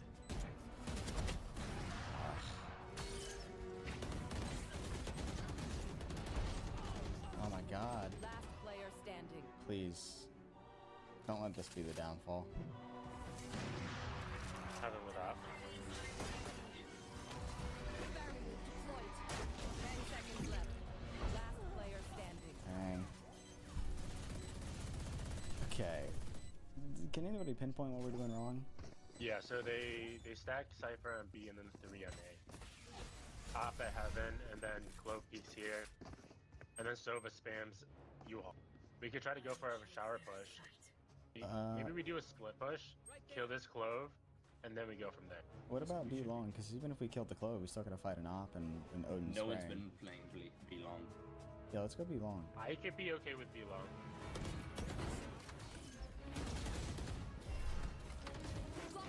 I'm planning. Spike down B. Nice. Face your fear. Listening.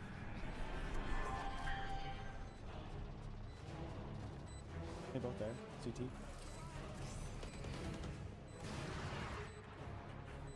Op is down.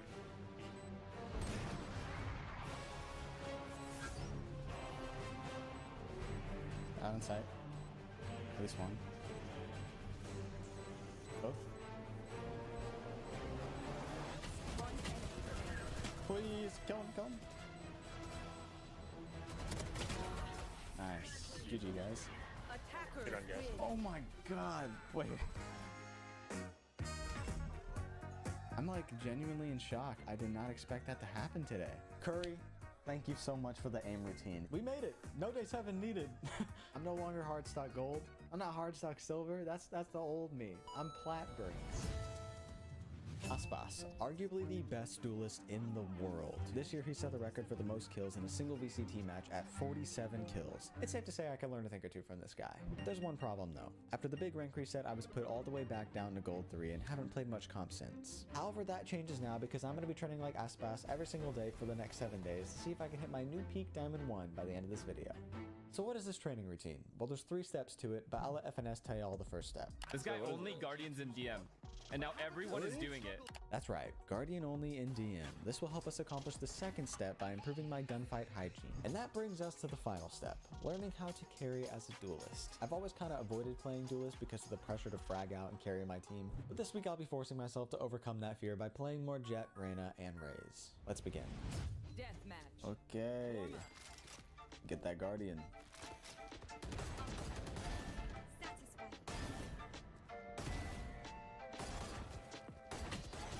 Ooh, had a good start.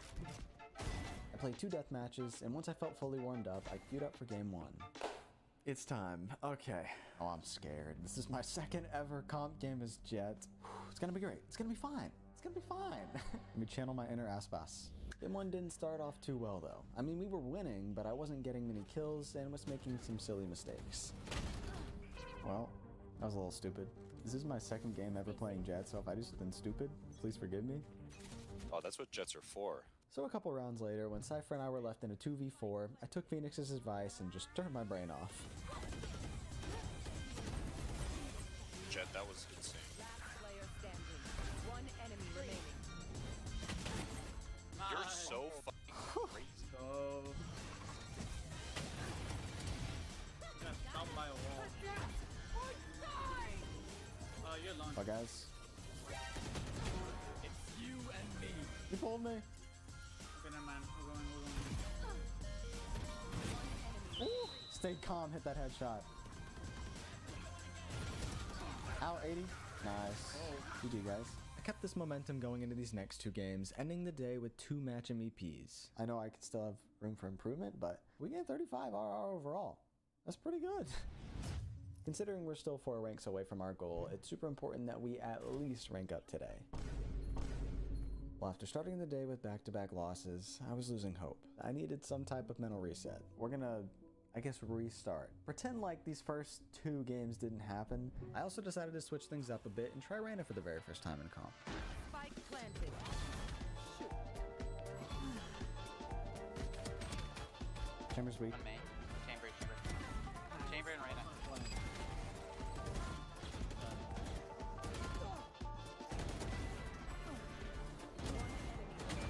Oh my god.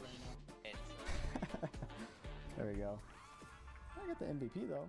After this quick little match MVP, I had this new wave of motivation that I tried riding all the way up to Plat 1.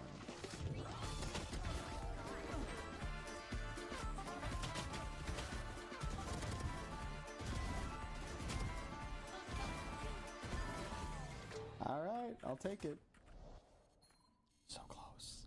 We're this close. So we queued up for what could potentially be our rank up match. And as if there wasn't already enough pressure to win this game, for the very first time literally ever, I got recognized. Real Brinks? Maybe. Oh crap. That's so funny. I hope he's talking about me. That would be really awkward if he was thinking of somebody else named Brinks. In order to stay on time, we need to hit Plat 3 within... Oh my god. What are you doing? That's you? That's me. that It's you? famous. Now that these people knew who I was, I felt even more pressure to play well this game and started whiffing so much that the enemy ISO literally started taunting me. Lock in Brinks. Oh god. I got like performance anxiety now that these people know who I am. I ended the half with only 8 kills. Oh my god, guys. I need to step it up. Lock in win. This is your half, bruh. And he was right. This was my half. Hits. Alright. What the frick? Hee hee hee. I only have a classic. Wait, why is Brinks low-key owning me right now? That's short shotgun. Thank you. Enemy kill. 2 flame. 80 ISO. Nice. Oh, no! On site. Wait, let me one tap him. Well, 120. GG, guys. GG. Jeez. 22 and 12. I will take it. Team? Maybe match MVP. Oh my god, I forgot it was our rank up. Let's go. Oh my god. I had to show out. I had to show out. Look at this, guys. Team MVP, match MVPs left, right, and center. I kept this momentum going for a 6-win streak until I finally lost a game. Great games, great day. Let's hope this luck continues, and I'll see y'all tomorrow. So the luck didn't continue. I really didn't get to play that much today though because I was streaming a Valorant tournament on Twitch. By the way, y'all should definitely go follow the Twitch, and hey, while you're at it, might as well subscribe too. I mean, it's free. Let's try to hit 30K before the end of the year. But anyways, if you really want to know how my comp games went today, this is how my ranked teammates sounded. If you're wondering why I'm still crying, it's because so were my ranked teammates on day 4. What? Omen! Jesus Christ. You mouthy little bitch. I don't give a fuck about my rank. I'll just leave. All I said was give me my. Shut the fuck up. Alright guys, looks like we're babysitting again. You're right here just like hiding. Bro, take some accountability. Oh, can you smoke? Accountability, come on. Smoking. Yeah, we're dead because you. Look, we're dead because you. This is why you eat lunch alone, bro. This is why the girls at your school don't like you. I eat lunch alone? Bro's always thinking about food. Holy, you're big, bro. Literally, like, what am I supposed to do, guys? Like, a game like that is just simply unwinnable.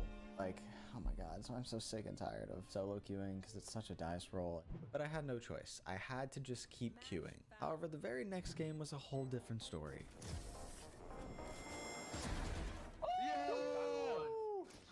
This is fun. Good job, guys. Good job. We're all just such a good team. Yeah, we're so Wow. much better. The duality of solo queuing right here. But I can hold that.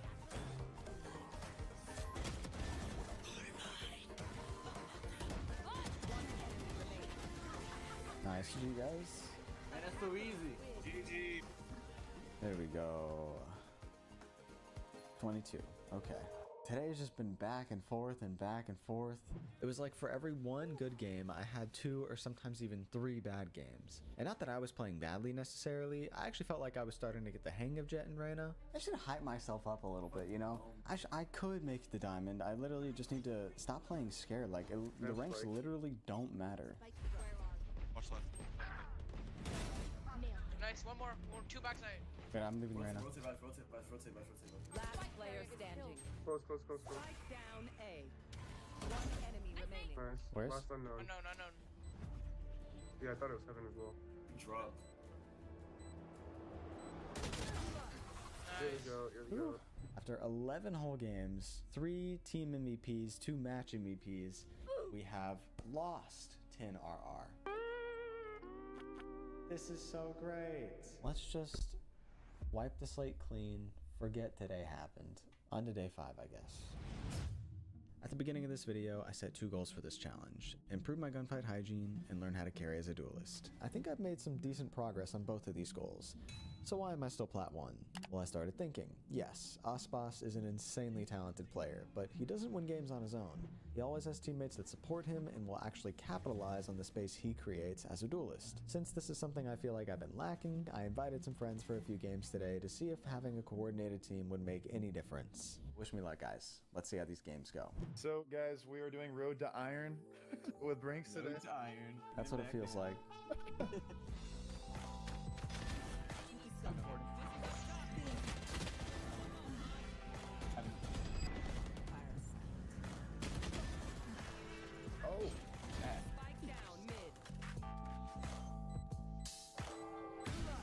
Nice. 13-2 victory. It's literally easy mode. Look at this.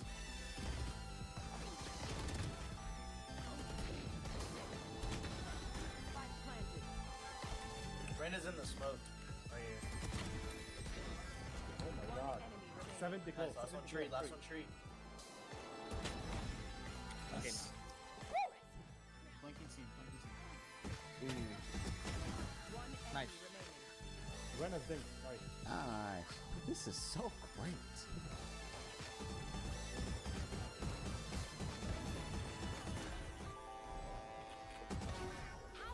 Nice. 30. Hey. I think that's our first 30 RR of the whole video. Match MVP, Raze. I gotta play a little bit more Raze. That just felt so easy because we actually had teamwork for once. Wow, would you look at that? That's all it takes. We were able to play 4 games together before they both had to hop off, leaving us at plat 1, 49 out of 100 RR. Making a little bit of progress. Even though I can't stand solo queue, I figured I would just keep playing since we still have such a long way to go before I hit diamond. What if I just decided I'm not getting off Valorant today until I hit plat 2? We'll try. Unless I get like absolutely tilted, I think I'm just gonna keep playing until we hit plat 2.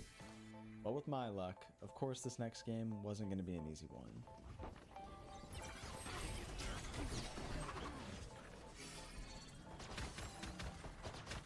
That's what's market. Take flight. Back. Boathouse. Backside. Smoked off. I'm watching left.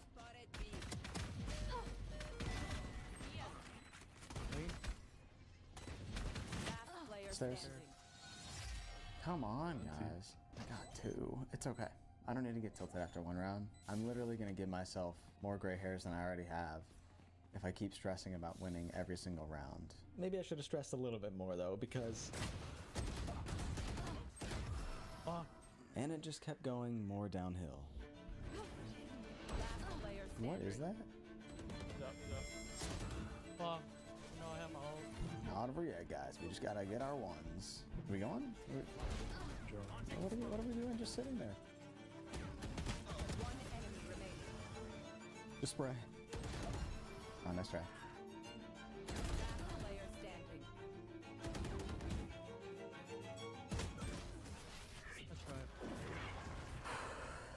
I think this is a GG.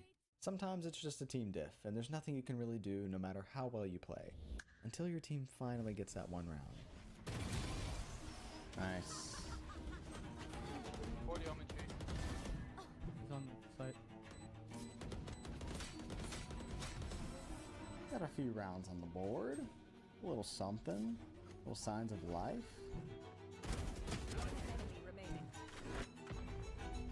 Alright, let's try to make it 8-4. Nice, guys.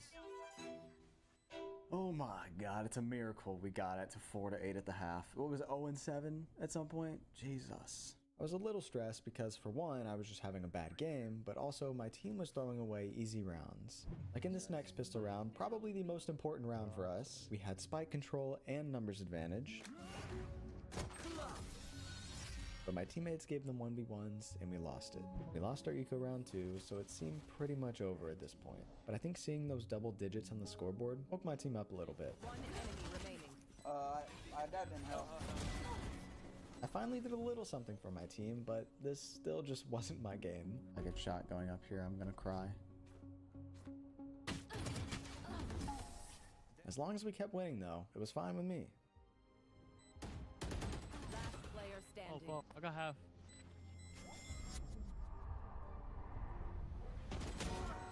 Good shit. You're mid. Behind you. Thank you. 1 enemy remaining. Thank you, save. Your duty is not over. Ain't my time. Nice, guys. 75 ISO. It's you and me. Oh, ISO pulled me. Stuck into you. Player standing.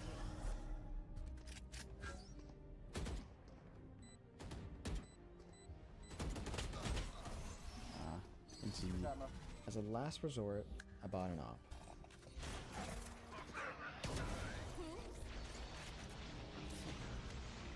One enemy remaining. Nice.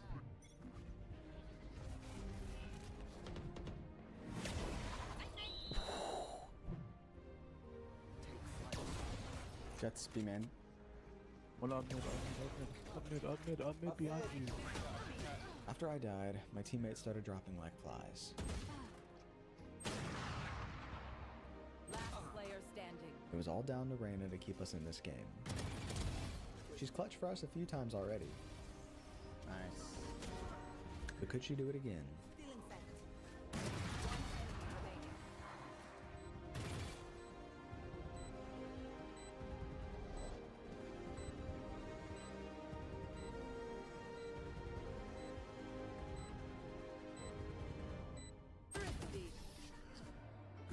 Attackers win. Dang. So many of these games feel so close. If we didn't let it get to 0-7, we would have won that game. After 8 games and only 13 RR gained, reaching Plat 2 by the end of the day seemed less and less likely. But I made a promise to myself that I wouldn't stop playing until I did. So without hesitation, I queued up for game 9.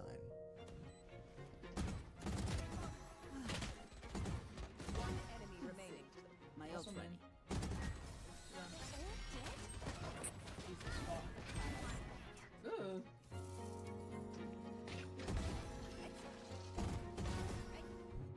Nice.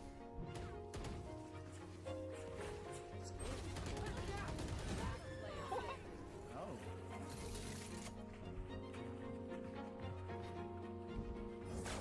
One enemy remaining. Spike down.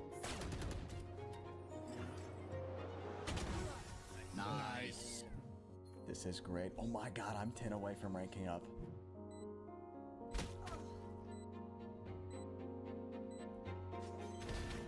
Nice shot.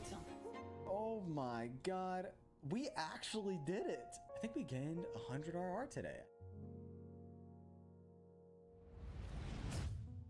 With only 2 days left of this challenge, I was desperate to win every single game. Luckily, I had some friends join me again to kick off the first few. Nice. I thought I was inside the box. Tree. Woo! Breach is crazy. Hello? I just want to win the rounds, guys. Nah, I know you're smiling right now, Brinks. Plat 2, 48 out of 100 now. Let's go. The goal today is Plat 3. Plat 2 yesterday, Plat 3 today, Diamond 1 tomorrow. I think we got this. If we keep this up, very, very doable. However, all the progress that we had just made was immediately undone. Okay, well, we are Plat 2, 16 out of 100. We've literally lost everything that we gained today. Oh no, guys. It's just so disheartening. I tried pushing through these exhausting games, hoping to reach the light at the end of the tunnel, until I deranked back to Plat 1, and my mental was just fully shot. I'm getting off, guys. Listen, I know the chances of hitting Diamond by the end of day 7 are extremely slim, so after getting some much needed rest, I went into today's games with a new mindset, one of not worrying about things outside my control, simply playing my best and not stressing how the games go. However, you never really know how they're gonna go unless you actually hit the start queue button. It's just play off,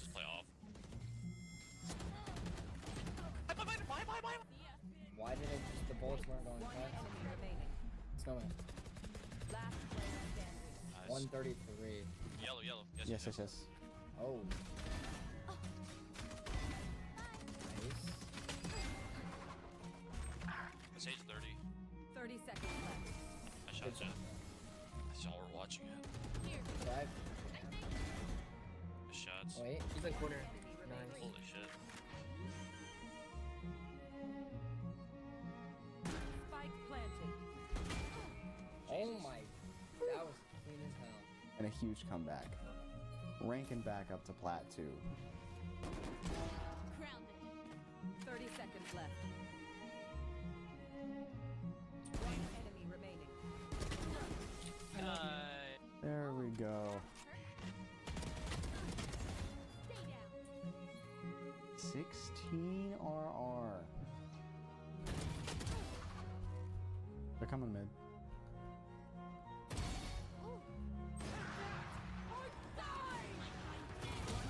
Remaining. 18, okay.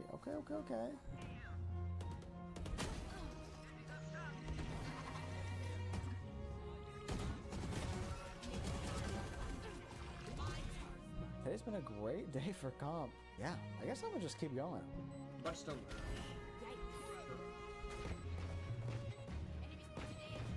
You have 55 on Both there. They're both there. One more. Good shit.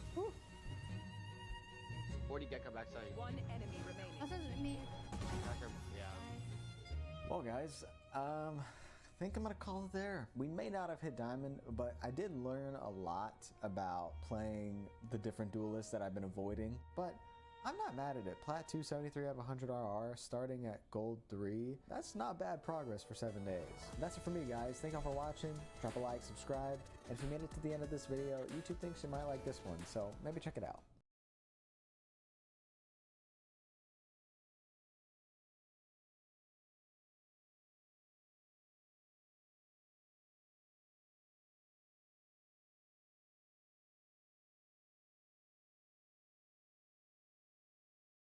What's up, Spooners? Welcome back. Guys, today, something special. Something really special, something near and dear to my heart. A challenge video.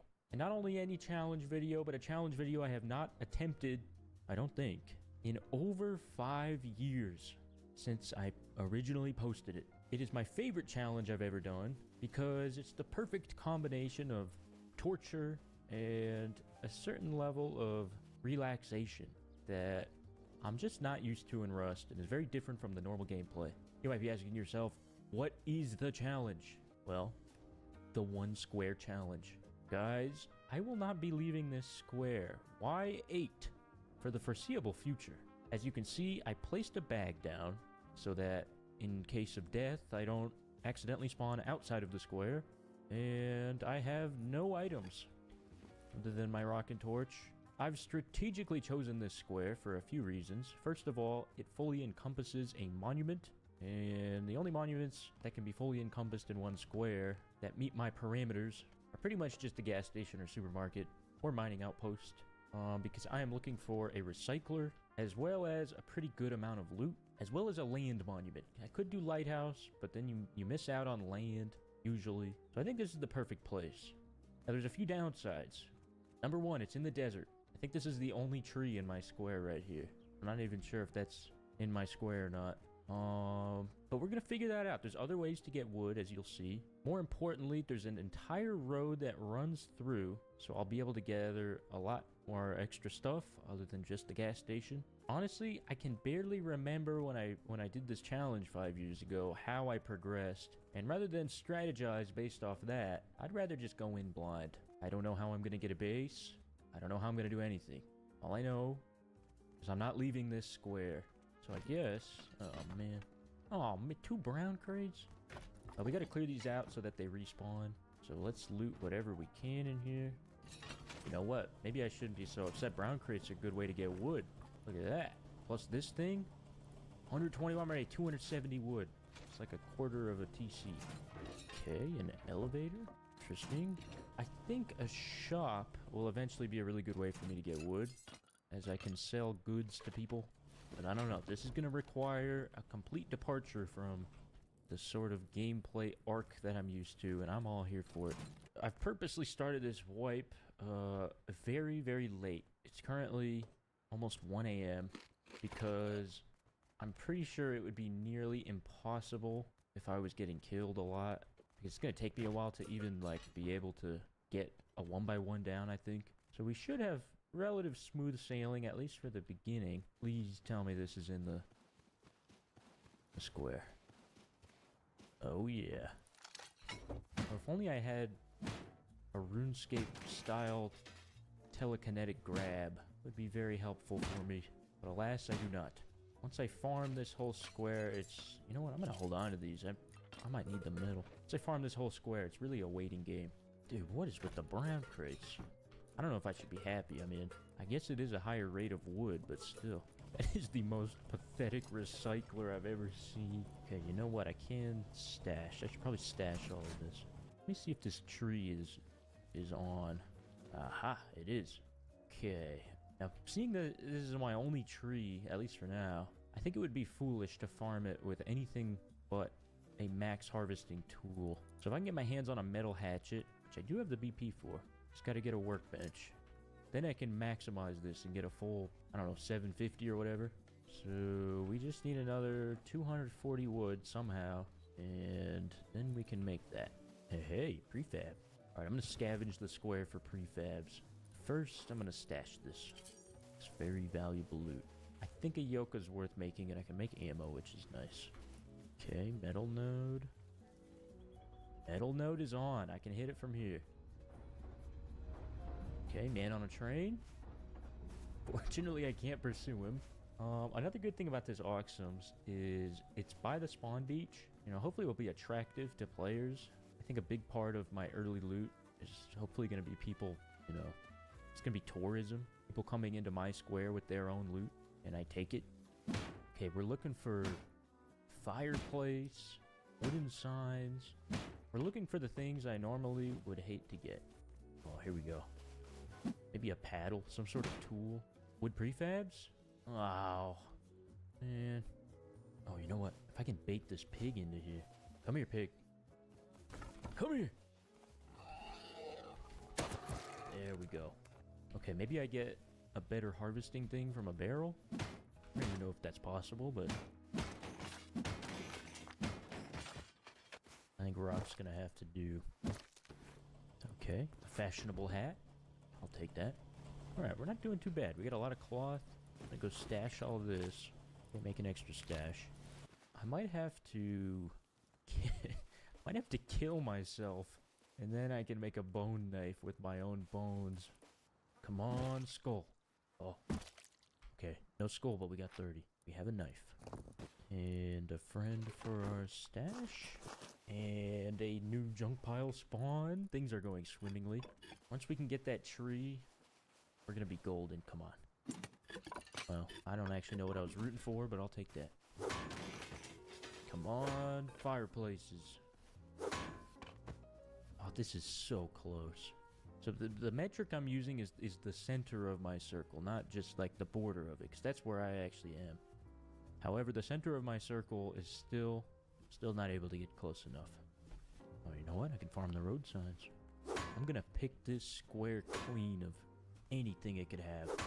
Okay, so pretty much. Okay, so directly south and west. Those are my lines. So you know what? I got a little more room to go west. Okay, little metal prefab. Don't mind if I do. And that is that border. Directly south. I think I'm gonna demarcate my square later. You know, so I don't have to keep opening the map. Put some sort of indicator. Oh, I hear another pig. This is big. And we have a bone knife. Very nice. That, ladies and germs, is a furnace. Although I probably should stick to electric furnaces now that I'm thinking about it. Metal is a lot easier for me to get than wood. See, that's something we didn't have 5 years ago. I don't think we had. We might have actually had that, but I hadn't discovered it. I think I just discovered electric furnaces like 2 months ago. Either way, this is a big development for the challenge. And the train's coming back.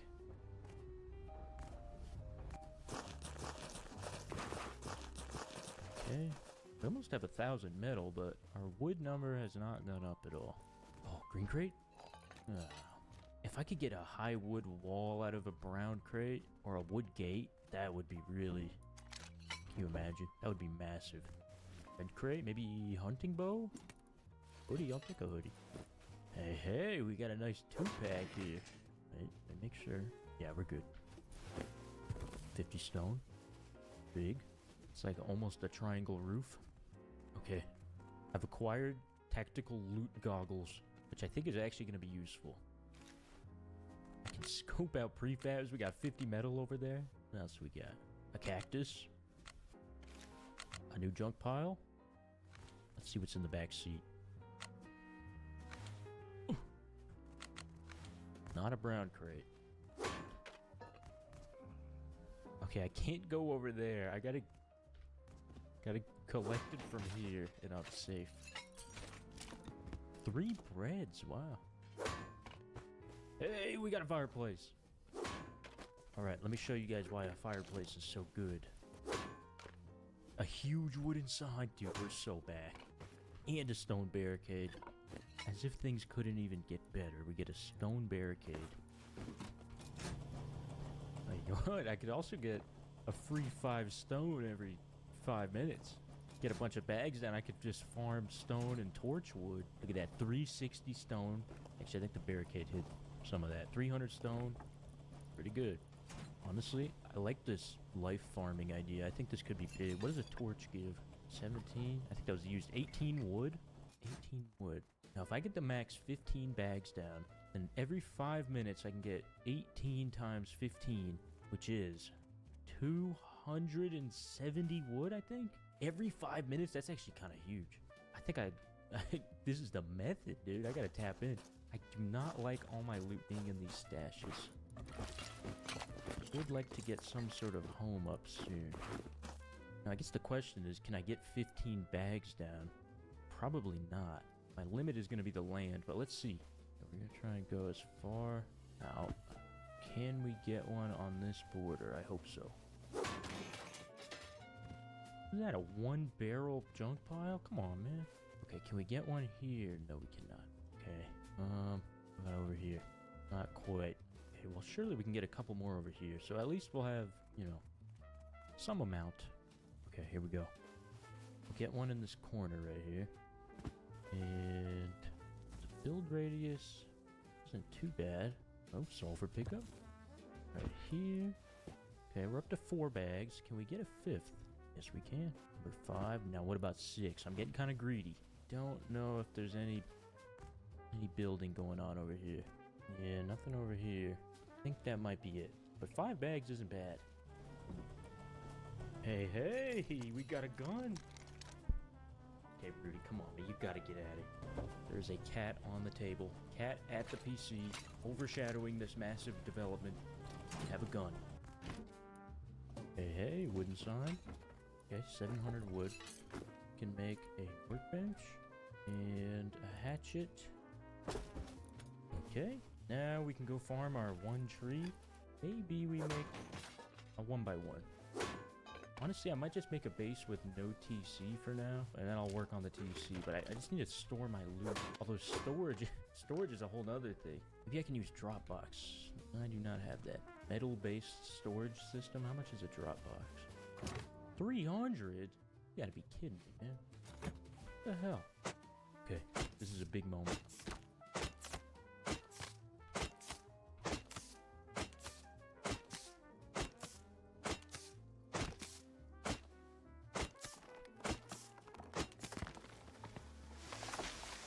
Okay, I will expend for a building plane hammer, as I have to. Let's see. Strategize here. So we got a foundation and 3 walls. That's already 200. Door frame and a roof. Okay, so we're looking at 300 wood, and we'll go from there. We make that, and then we can think about storage. Now, where do I want to build? I don't have a lot of options. Would like to build where I have the most space, ideally. It's probably going to be right here, actually. Let's make the core kind of... Well, you know what? Maybe over there. Well, I just spent 50 wood. Shoot. Can't be placing foundations all willy-nilly. Yeah, you know what? Over here, I think I'll have a lot more space. Although, it's kind of divided by this road. Let me see. Oh, yeah, this is money. I think I'm going to have to take the L on that. This spot right here, this is good. Okay. Alright, I don't have materials. Let me get materials. Okay, we have 1,000 metal, 400 stone. Let's see if I can just do full metal, because I'm going to have to upgrade it eventually anyways. Okay. I think it's probably better to make code locks. Once again, metal is more of a renewable source for me. Place this here. Bag action. Oh. Now we have to figure out storage. What are my options? Alright, there's not a lot of options. 48 items for 300 wood. 18 items for 100 wood. I think it's more cost effective to do small boxes. Yeah, because 3 times 18 is 54 versus 48. That's 6 extra slots for 300 wood. Aha. So that is what we will do. For now, at least. We're not flush for wood. Let's put up our fancy rug. Maybe I save the P2 for now. So I only have 4 bullets. And... man, we gotta pray we don't get door camped. Or that no one realizes there's no TC in there. Okay, we are moved in. And priority number 1 is a tool cupboard. That comes before anything. And we're gonna need a lot of wood to do that. Hoping for a lucky tree respawn, but because it's the desert, I really can't bet on that. Oh man. I thought this was a shrub for a second, like a wood-bearing shrub. It's fake. But this one. They got me again. Come on, wood. Hatchet? That is wood, but I don't know if I want to get rid of it. Okay, it is getting dark, and I have farmed just about everything. So I think I'm going to do a little suicide run. And get some wood that way from my torches. I think I'm going to have to expend. We're going to need a box. Take a look at that. Beautiful. Okay, take a look at that. 90 wood in 5 minutes. You guys have not seen numbers like that before. That is insane. God, we're so close to this one. Oh, we're so close to this one, too. Oh, that hurts. Hey, water barrel. Let's see what that gives. 150, that's not bad. That's 2 shifts at the killing yourself factory. Oh, look how close we are. I know there's a wooden gate in that. I just know it. I wonder if we should be like projectile destroying barrels so that these despawn. I don't really know if that's how that works, but we'll do some experimenting when we have projectiles.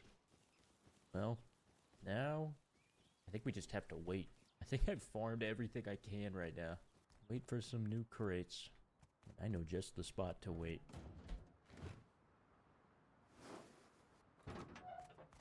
Alright, I don't want to get hemorrhoids. I've been sitting on the toilet too long. Any loot respawners? Okay, I think we have a junk pile. That's something. Another hatchet, nice. We already have a backup hatchet, so this one... Oh, wooden barricade. That's big. This one can go. Take a look at that. 240 wood. We are so back. Okay, we're halfway there. A table? Table's gotta be good. That's 60 wood right there, Mr. Pig. Time to go down, Mr. Pig. Ah, can't get that one. Another victim. Right to my trap. A third victim? Dude, I got the whole family tree out here.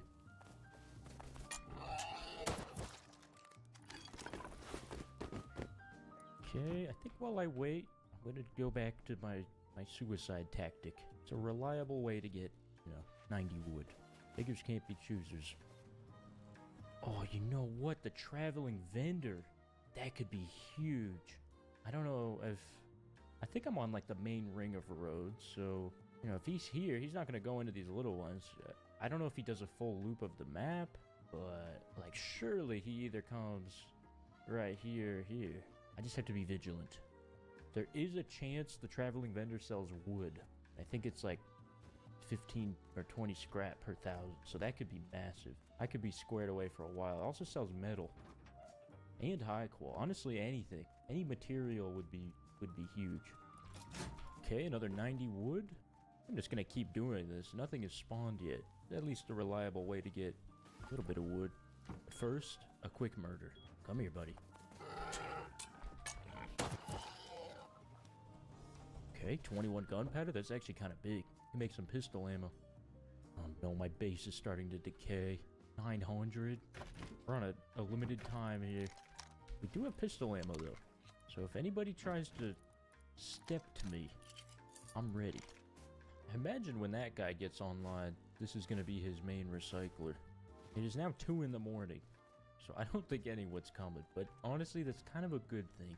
I would like to have a TC and an airlock before I start fighting anybody, or else I'm going to be extremely vulnerable.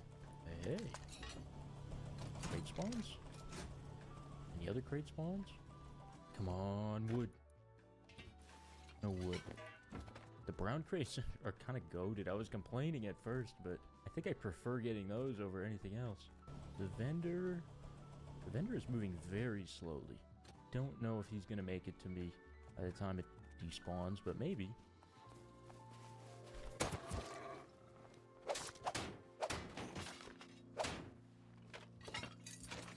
Okay, good news. These junk piles despawn naturally. I think after a certain amount of time, if no one collects them, they just despawn. Unless someone collected them while I wasn't looking.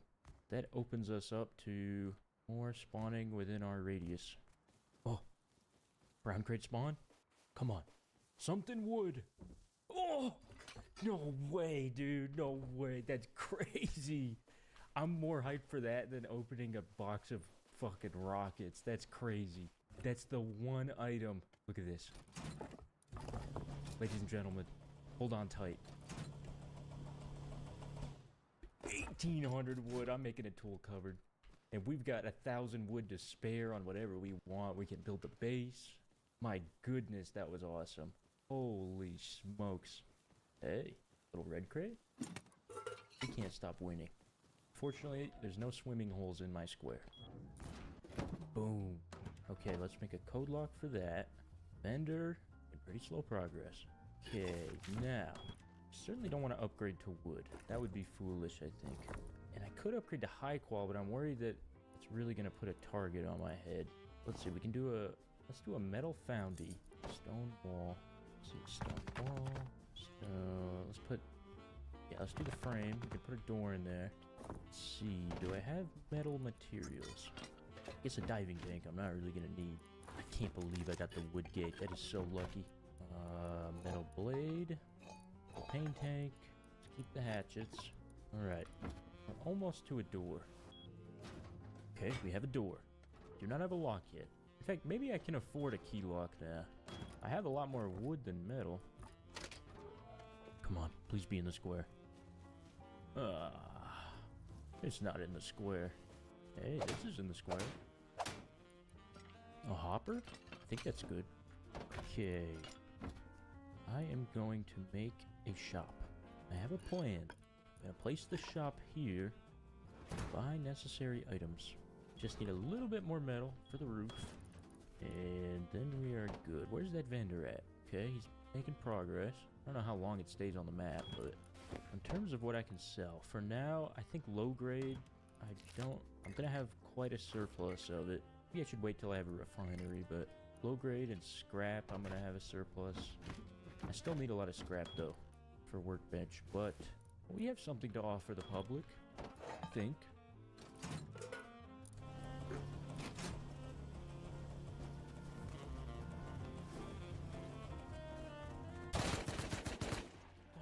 God, where did that guy come from? Okay, hold on. I didn't hear a med. This could be my moment. Surely he goes recycler. Oh, he might have seen me.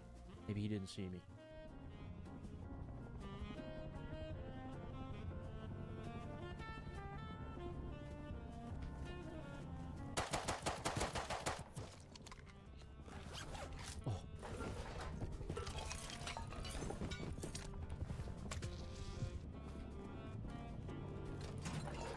Oh, I'm taking that.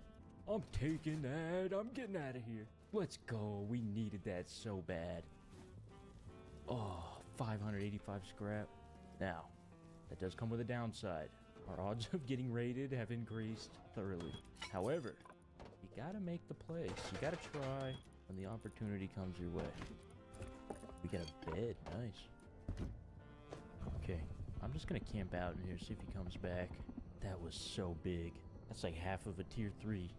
I don't know what the hell I need a tier 3 for, but hey, it's something.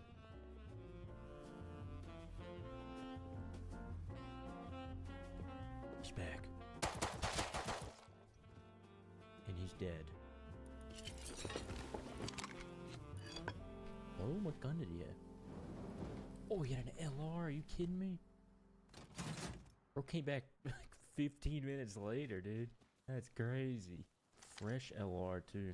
Well, guess I might as well go back. Change hiding spots. Guess who's back?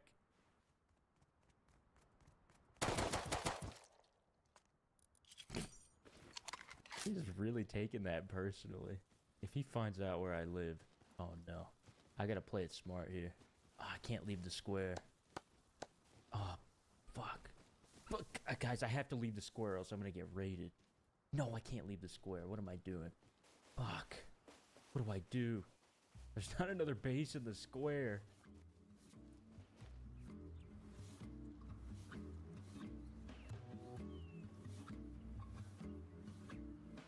I don't know what to do anymore.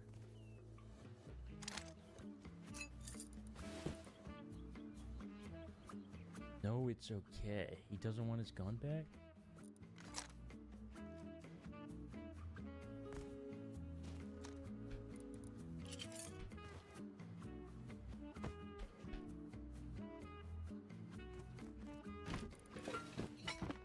I'm trying to buy peace here. This could be dangerous, given that it's 3 a.m.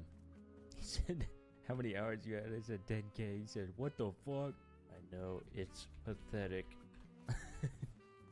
Damn, he even agreed. He's kind of inspecting my base. Ah, shit. I mean, hopefully he'll be cool since I gave him his gun back. Well, one of his guns. I don't know. We'll see. He did come back less geared each time, which makes me think maybe he is actually broke now. But I don't know. Normally I'd probe a raid, but I have to sleep at some point. Oh no. He wants me to craft. He'll bag me. Oh no, I don't know how to... Could you bring mats to my base? I'm sorry. I can't leave. Complicated situation. Next to... Awesome. Yeah. Hey, the vendor despawned. Yeah, hopefully we get lucky next time. We do have a lot of junk piles, which is nice. During all of those distractions, we got... Oh, we got a pickaxe. Finally farm all of the nodes. All one node. Oh, this one's close. I can get this side. Not the other side, though. Oh, you know what? I can get gears from these. Then I can make a G-door. That's big. I definitely want to get a G-door internally up before I log out. It'll give me some peace of mind.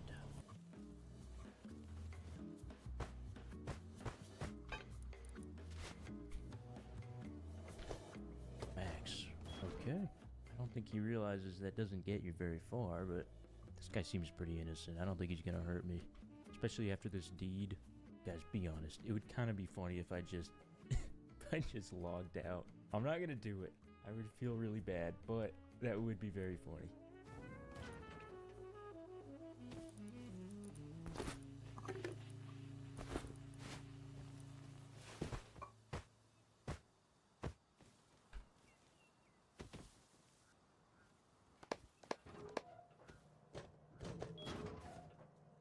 Okay, I think we've repaired our relationship with Chopped Huz. I think it's time we make a tier 2. Maybe a campfire, too. Or better yet, a barbecue. Fancy campfire. Okay, he's not around anymore. I didn't want to flex my wealth on him. This workbench is largely because of him. Okay, garage door. And with that extra sheet door, I can make an airlock. That is, once I get the materials. Probably get rid of this extra pickaxe. Somebody can go. What else? I didn't even realize I got a salvage pig too. Any metal. I could smelt some, but it's very expensive. However, if I can get some power, I think a solar panel is our best bet. A turbine is going to attract too much attention. Just need one tech trash. Get a couple electric furnaces going. Or a meager amount of metal. Speaking of cooking. Come on, tech trash. Oh! Too bad. Oh, you know what? I just realized wood barricade covers are 150 wood from the recycler. I got like 10 of them. So that's something. Okay, we have an airlock. Very nice. We have an airlock. We have a garage door. We have a tier 2. 17 hours of upkeep. We are killing it. Extra 1,000 scrap. I don't want to sell anything. Actually, you know what? I'm going to disable this for now. I don't want to sell anything until tomorrow, I think. Then it's gonna look like a good raid. If I'm selling 1,000 scrap for wood, something stupid like that. Mounted ballista. Hey, not bad. I don't know how I missed an entire ballista in my base. Our first node. Fast. We're gonna be able to get that node too. And that node. Hold on. This could be big. Oh. Ah, I can't do it. I'm right there. What about that one? I can't do that one either. Damn. Hey, a lot of junk piles. We have like 4 junk piles. 2 crates? Come on, solar panel. Solar panel would be huge. I mean, we do have enough to make a turbine, but I don't think it's a good idea. I guess I could always do it tomorrow, but I just worry about the attention. You're living out of a 2x1. I gotta upgrade that wall too. Wooden floor spikes, kinda big. Alright, I just made a trip to the gas station. Not a single item. Hey, hold on. It's a little bit slim pickings out here, but you gotta be patient. Come on, solar panel. Ooh. Okay. I think I'm gonna call it there for day one. Let's do a little loot tour. We got the armor box, looking good. The gun box, not bad. The comp box, pretty good. A lot of meat in here, some tools. Got in here a bandana and a thing. TC's looking pretty crazy. We got, I mean, we smelt that crude up. We got like 1,500 low grade. We got enough scrap for a tier 3 if we want it. Almost 2,000 cloth. I mean, for not leaving a square, I almost have more loot than when I get all of the squares, so I'd call that a success. Really hoping I don't get raided. I think we've made amends with the only guy who would raid us, hopefully. We just have to hope we don't get, you know, randomly fluke raided. Tomorrow, we will cause trouble. Good night, guys. Day 2. I was just relaxing, listening to the thunder outside, but there's a Tommy guy. I have to go for it. Oh, it's my friend. Hey. And he didn't raid me. Hey, bro. Hello, bro. Oh, what wonderful news. Guys, we're not raided. Our friend is outside. Oh my goodness, it's a good day to play Rust. The loot is safe. My goodness, I'm excited. And today we are going to continue our progression while not leaving a square. I'm not sure what exactly that will entail for today, but I would like to get solar panel potentially. I would like to get any loot. I don't know. We'll see what happens. Man, he is just sitting AFK. Okay, we're off to a good start. I have farmed everything. We have 200 metal. I think today I'm gonna have to figure out how to attract people to my zone. I think this shop will be a good method. Okay, I'm gonna invest in a refinery. It's pretty pricey, but I think it's gonna be worth it because what I can do is slowly cook this crude and then sell the low grade for materials and such. I think that will be desirable to the layman. Hey, fireplace and a sign. That's a good box. Anyone sell scrap? Yes, I will. I can definitely sell some scrap. I really don't need a tier 3 right now, so I think I'd be better off using my scrap to buy materials. Wood / stone or any materials. Was expecting something else, like maybe sulf, but I can farm. Usually it would be sulfur. Also a turret or tech trash. I'll list in my shop. Okay, now we have to beat outpost pricing. Let's see what that is. Alright, so if I give them, let's say, 30 scrap per 1,000 wood, 50 scrap per 1,000 stone, maybe 70 scrap per 1,000 metal. Seems reasonable. Sell scrap.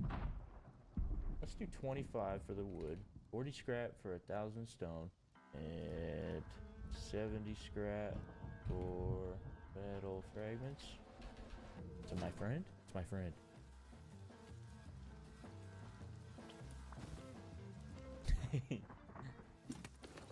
I like my friend, but he's kind of patronizing my gas station too much. He's taking all my loot. I don't want to say anything because he's nice. So I gotta broadcast it. Okay, so we've got scrap for mats. What else could we do? Maybe I would like a turret. Let's say laptop camera. Sell 100 scrap for a computer and 80 scrap for a camera. Hopefully no one takes too much advantage of that. Hey, double prefab. Quadruple prefab. I'm rich. Okay, I listed it. Why 8? Copy, dude. This guy's crazy. He just hit me with a copy. Copy that. Alright, if this works, we are going to be flush with materials. And then we can build lots of things. Also, I'm waiting for a potential traveling vendor spawn. Although I think we have to get lucky with it being near me. Didn't really make that much progress last night. It's like a 1 in 3rd chance that it comes through my part of town. Hey, we have a visitor.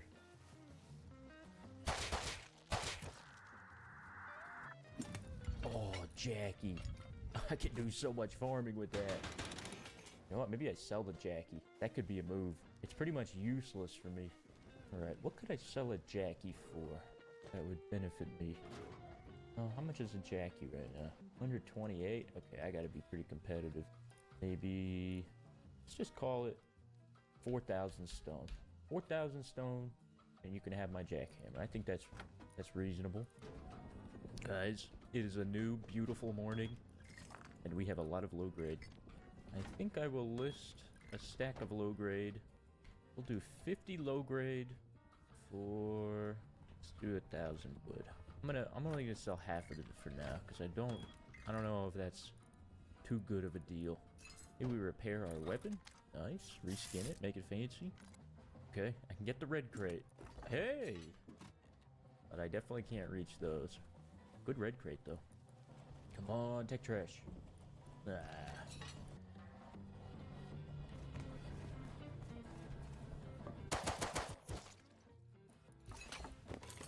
Don't you dare take my loot. How dare you, sir? I'm gonna recycle his torch. Hey, we made some sales. I don't know of what. Let's go see. Oh, we're rich. Okay, I'm taking off the wood trades. No more wood. I don't need wood. We'll sell low grade for stone. Sell 50 low grade for 1,000 stone. Okay, we are good on wood. Okay, well now I can finally upgrade my storage facilities. Something I've been wanting to do, but I've not had the wood to do it.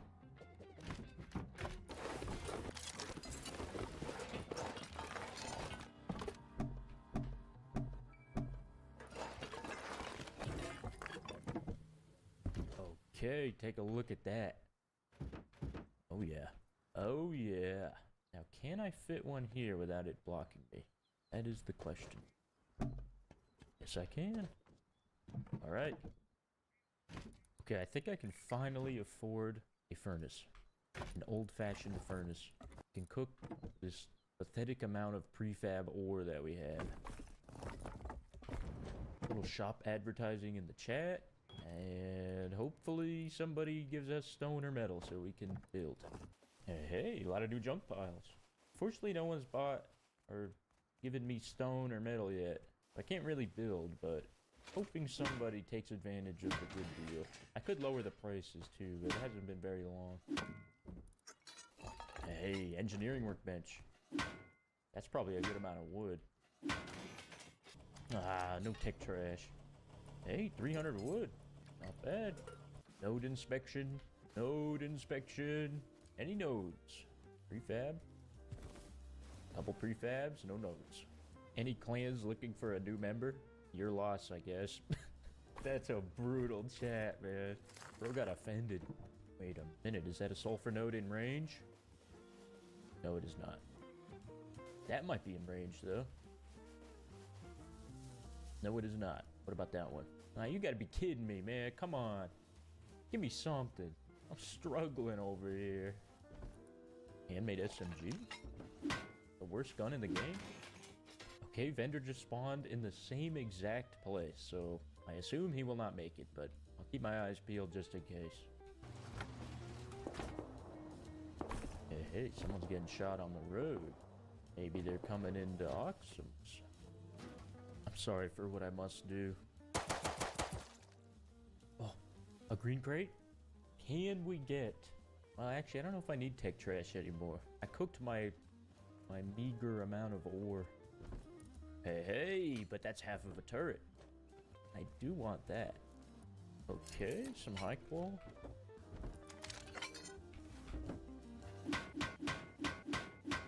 We just got the dream drop. Fireplace barricade shelf. That's like a farm trip. Oh, we needed that. Large battery. I can finally make my wind turbine now. That's what I needed the tech trash for, but we're good. I'm gonna go run this home and get a wind turbine set up. It's a little cramped in here, but this'll do. Okay, we're not able to go very tall because of our resources, but we do have power. Oh yeah. Now all I need is a camera. We can get a turret. I can get electric furnaces, which are kind of pointless right now, but at some point they might not be.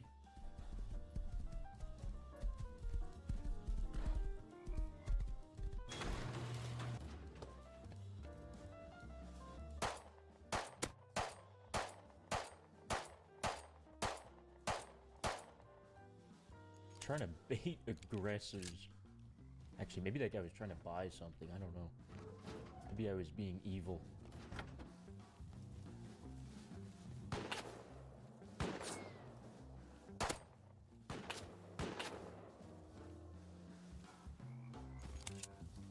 I need him to come closer.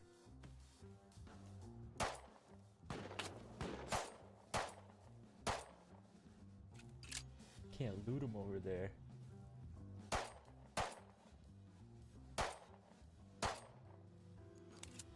I'm sorry, bro.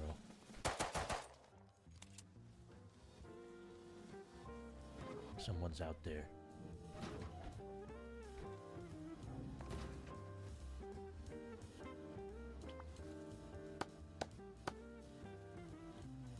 What does he want? Why is he inspecting? Very suspicious. I bet he wants to raid me. Guys, a big moment. I was just clearing the monument, wasn't recording, not very interesting, but I got a camera, which is the last item I need to make an auto turret. And why do I need to do that?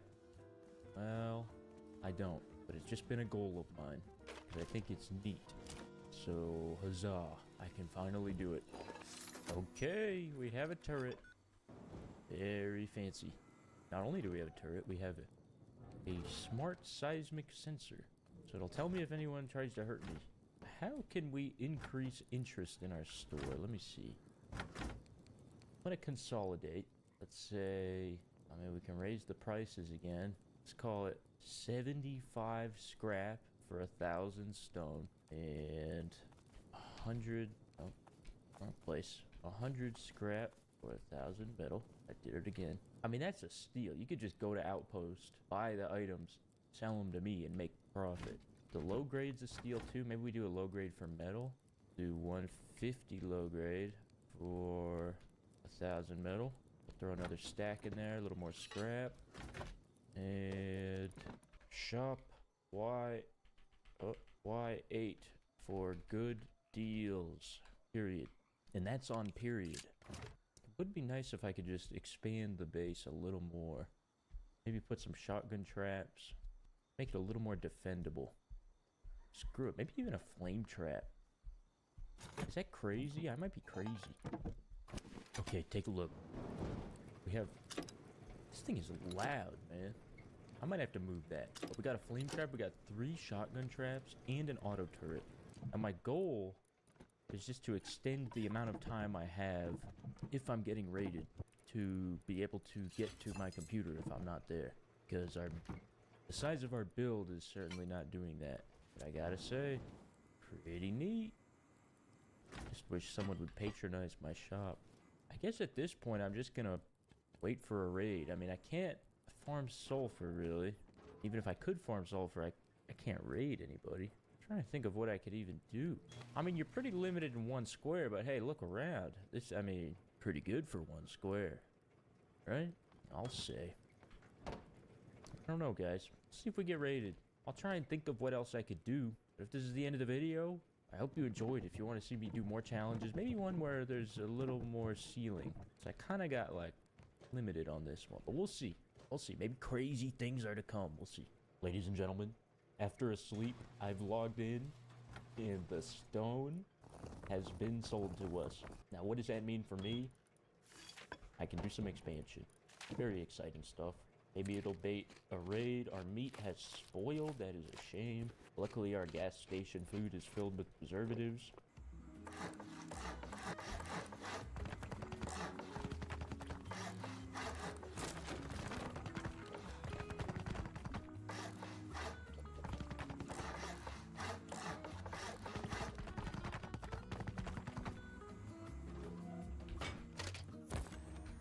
Okay, we are looking good.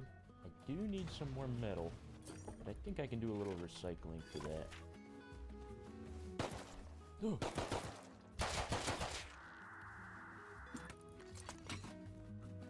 Okay, very solid run. Should be able to make enough G doors now. Finish up the phase 3 of the base. Okay, take a look. The fancy 1 square base. Not gonna lie, I'm pretty proud of it. I've overcome the odds. Not one stone node farm. I don't know if I farmed 1 node, maybe a metal node. Honestly, guys, I think I've gone about as far as I can with this challenge. You know, can't really raid. There's limitations here, but it was still a lot of fun. And I'm just gonna keep upkeep in here, so hopefully I get raided, because that would be a lot of fun. Maybe, if I at least get to defend. So we'll see what happens. I'm gonna sleep with my Sunday best, my LR kit, and hopefully we get a raid defense. If not, it was fun doing a challenge. Let me know if you want to see more. Guys, I think it's happening. I'm gonna stay quiet until they actually start doing something. They're just breaking the turret. I don't want to scare them off. I didn't realize my shop is still public.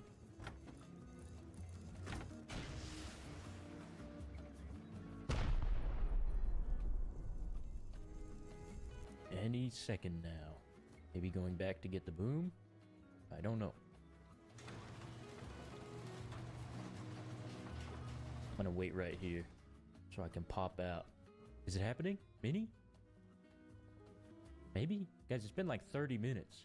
I don't know if they just broke my turret to teach me a lesson. I'm hoping I get raided. We'll see. Alright guys, it's been like an hour. It's been more than an hour. No movement. They just destroyed my turret. Hoping something happens. Who knows?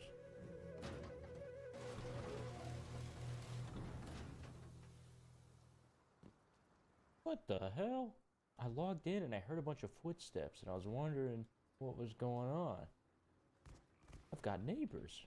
That must be who broke my turret. They're probably just annoyed by it. They're not in my square. That's unfortunate. Oh, they got gear. Hold on a minute.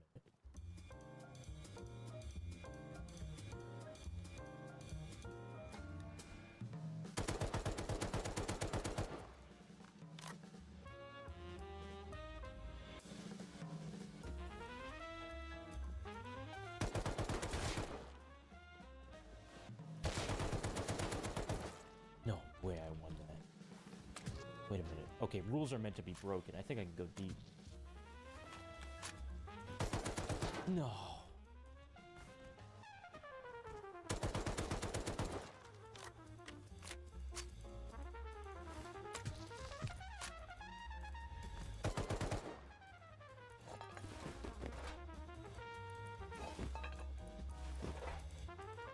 Fuck it, dude. I'm looting that body. I don't even care.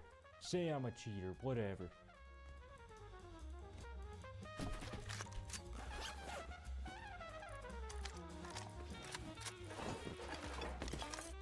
Only left the square a little bit.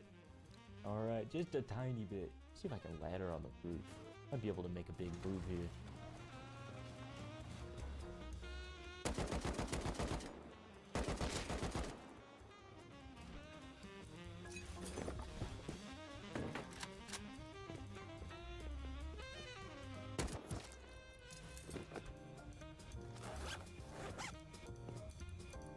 What the hell? Maybe I can make some satchels. What do I got? 50 gunpowder? Alright, dude. Take a break.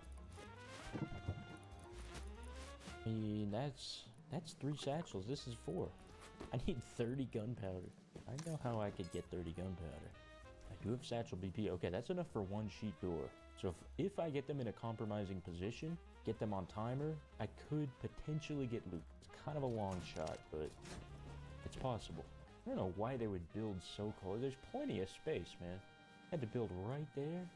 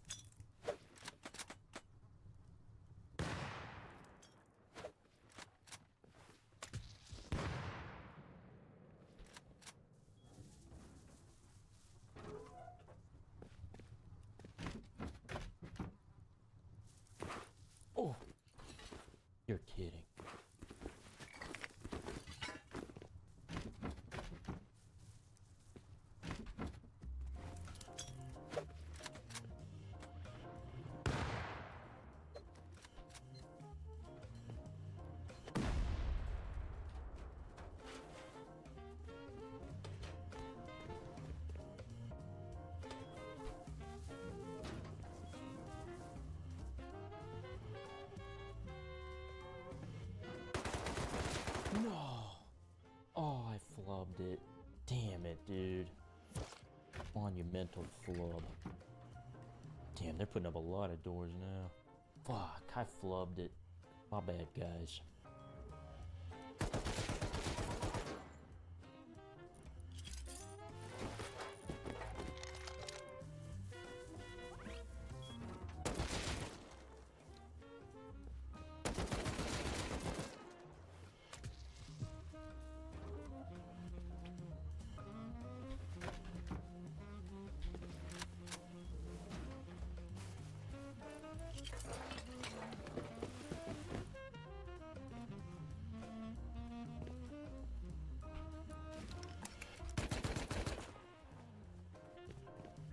Oh wait, TC's off.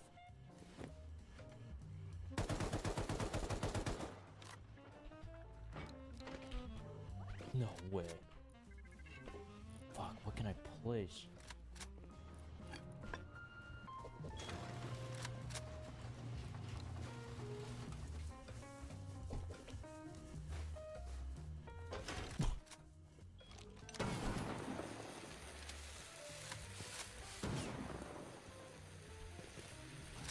No way, dude. That's hilarious. Okay, maybe I spawn outside and get a TC down. That might be the only way I can pull this off.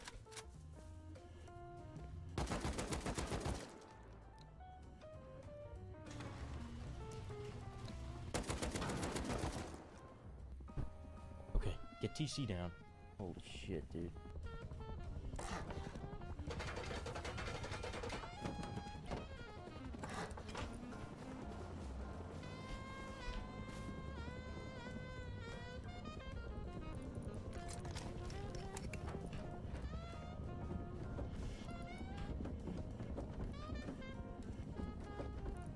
Oh my god.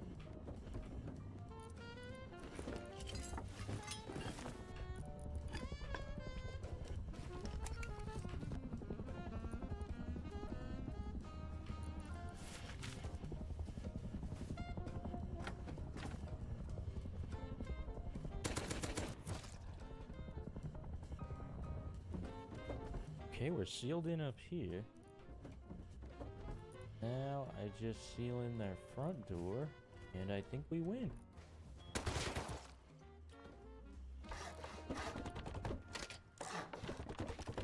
Alright, I believe we have won. They won the battle, but I won the war. Now, I just need to get enough to blow those cheat doors, which shouldn't be too hard, so I can recycle this ammo. And then we'll do that, and we will look at all of their items and revel in the success of a wonderful conclusion to the video. Can you believe it? I want to speak too soon, though. And guys, did I really leave the square? I mean, I did, but it's like, it's so close. I feel like it was kind of valid. If you disagree, you can go fuck yourself. Oh my god, look at that. Just can't stop winning. Wonder if they've just logged. They definitely had external bags, but I don't see them. Not gonna lie, I'd log too. I wonder if you can recycle this thing. No, you cannot.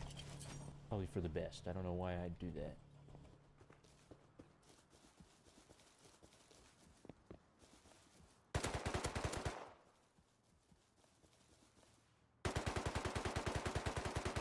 That's crazy.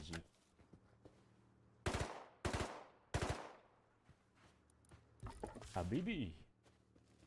Habibi. Imagine getting deeped on by this guy. 90 bullets at the naked. You've been invited to Habibi's team? Yo, sorry, gang. I don't think he realized he invited me. Oh my god, another? What the hell? Video scripted. You can have it back later. Oh, they kicked me from the team. That's crazy. Now I'm rethinking that offer.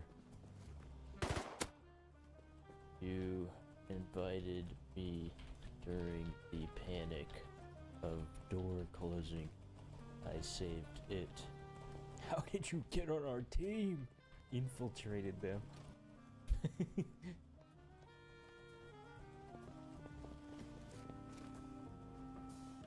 That way I'm totally unarmed, brother. I feel so bad. Any chance we get? We're not trying to raid you, bro. We're just trying to get some BPs for next fight, man. So. You know what, man? Let me just go look at the loot in the core, and you can have it back. I don't even need the loot. Thanks, brother. Okay, 10-4, man. We're just trying to get some BPs, bro. 10-4. That's great. You sound like you have the opposite of soft hands, brother. I've worked hard my whole fucking life, man. So. You sound distinguished. Yeah, I'll give you the base back. Give me 1 second. You know what? I'm making boom to blow those doors. If you just give me the doors, I just want to look at the core loot. I'm getting off anyways. Yeah, we'll let you in, bro. We'll let you in. This guy, I feel horrible now. This guy sounds like a very nice man. That's your door, buddy. My bad, man. Let me just take a peek. I promise I'm no funny business. Okay. Hey, doing pretty good. Yeah, we were rolling for a minute, bro. So. All right, good shit, guys. All right, yeah, I don't. In fact, you know what? Here, I'm gonna put on this backpack your tier 3 and whatnot, but you can have my comps too to recycle because I'm getting off. We're not gonna fuck with you, man. No, you're good.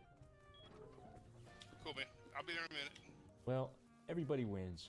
I got to see the loot. I pulled off one of the sickest plays. And to be honest, I don't even want the loot. It was just about us making a statement. If you don't mind that top door, if you can get that one unlocked whenever you come back out. Oh yeah, you get it. I'll be over here. If you don't mind getting that top door unlocked for me.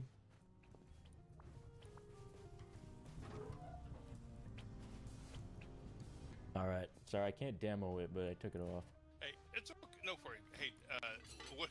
So, me and my boy are from South Africa. So, well, I'm from Texas, but he's like, what are you doing on this time of day? We weren't expecting to see anybody, brother. Oh yeah, I understand. Yeah, no, I was just about to go to bed and I was checking. Did you guys blow my turret earlier? No, we did not. We didn't touch your base, brother. Oh, okay. Yeah, I was just checking to see if I was getting raided. Yeah. Here. You're a damn good player, brother. So. Thanks, man. Yeah, that was pretty fun. Glad we could be some fun for you, brother. Thank you. Yes, sir. All right, you guys have a good night. I was not expecting that voice, to be honest. I thought it was gonna be like some squeaker kid screaming. That's kind of a cheat code, having a voice like that. It pulls at my heartstrings. Sounds like he just got off a shift at the oil rig. Alright guys, pretty happy with that conclusion of the video. We did not get raided. Maybe we will. It's not likely, I think. These are my biggest ops.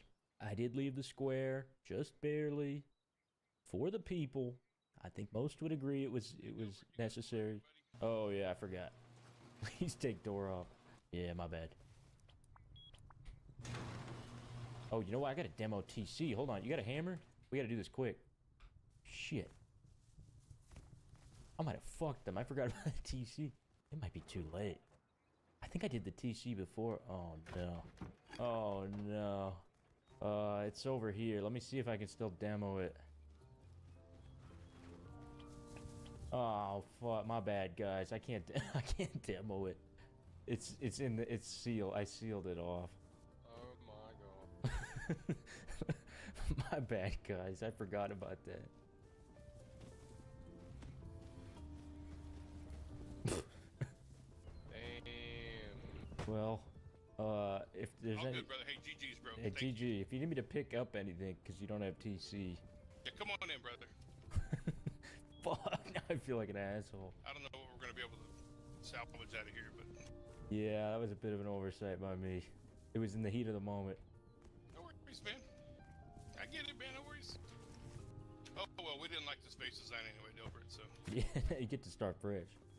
Well, hey, I got an offer for you. You want to move into my base? I can just give you the locks. Yeah. Just move into here, man. Yeah.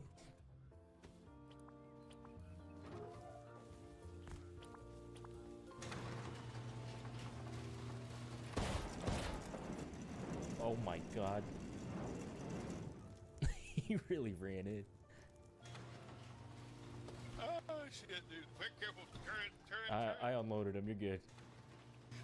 Bro, I'm laughing my balls off here. Dilbert, I got you, bro. Alright, I think I took him off. Your own base design kills you. Thanks, brother. All right, good luck, guys. Have a good rest of your wipe. Thanks, brother. I deeped the boomers, man. What a way to end it. And I've left the square. I think that's the conclusion. I can't think of a better way to conclude. I hope you guys enjoyed the challenge. If you want to see more, maybe another challenge, maybe the same one again. I don't know. Let me know. And until next time, good night.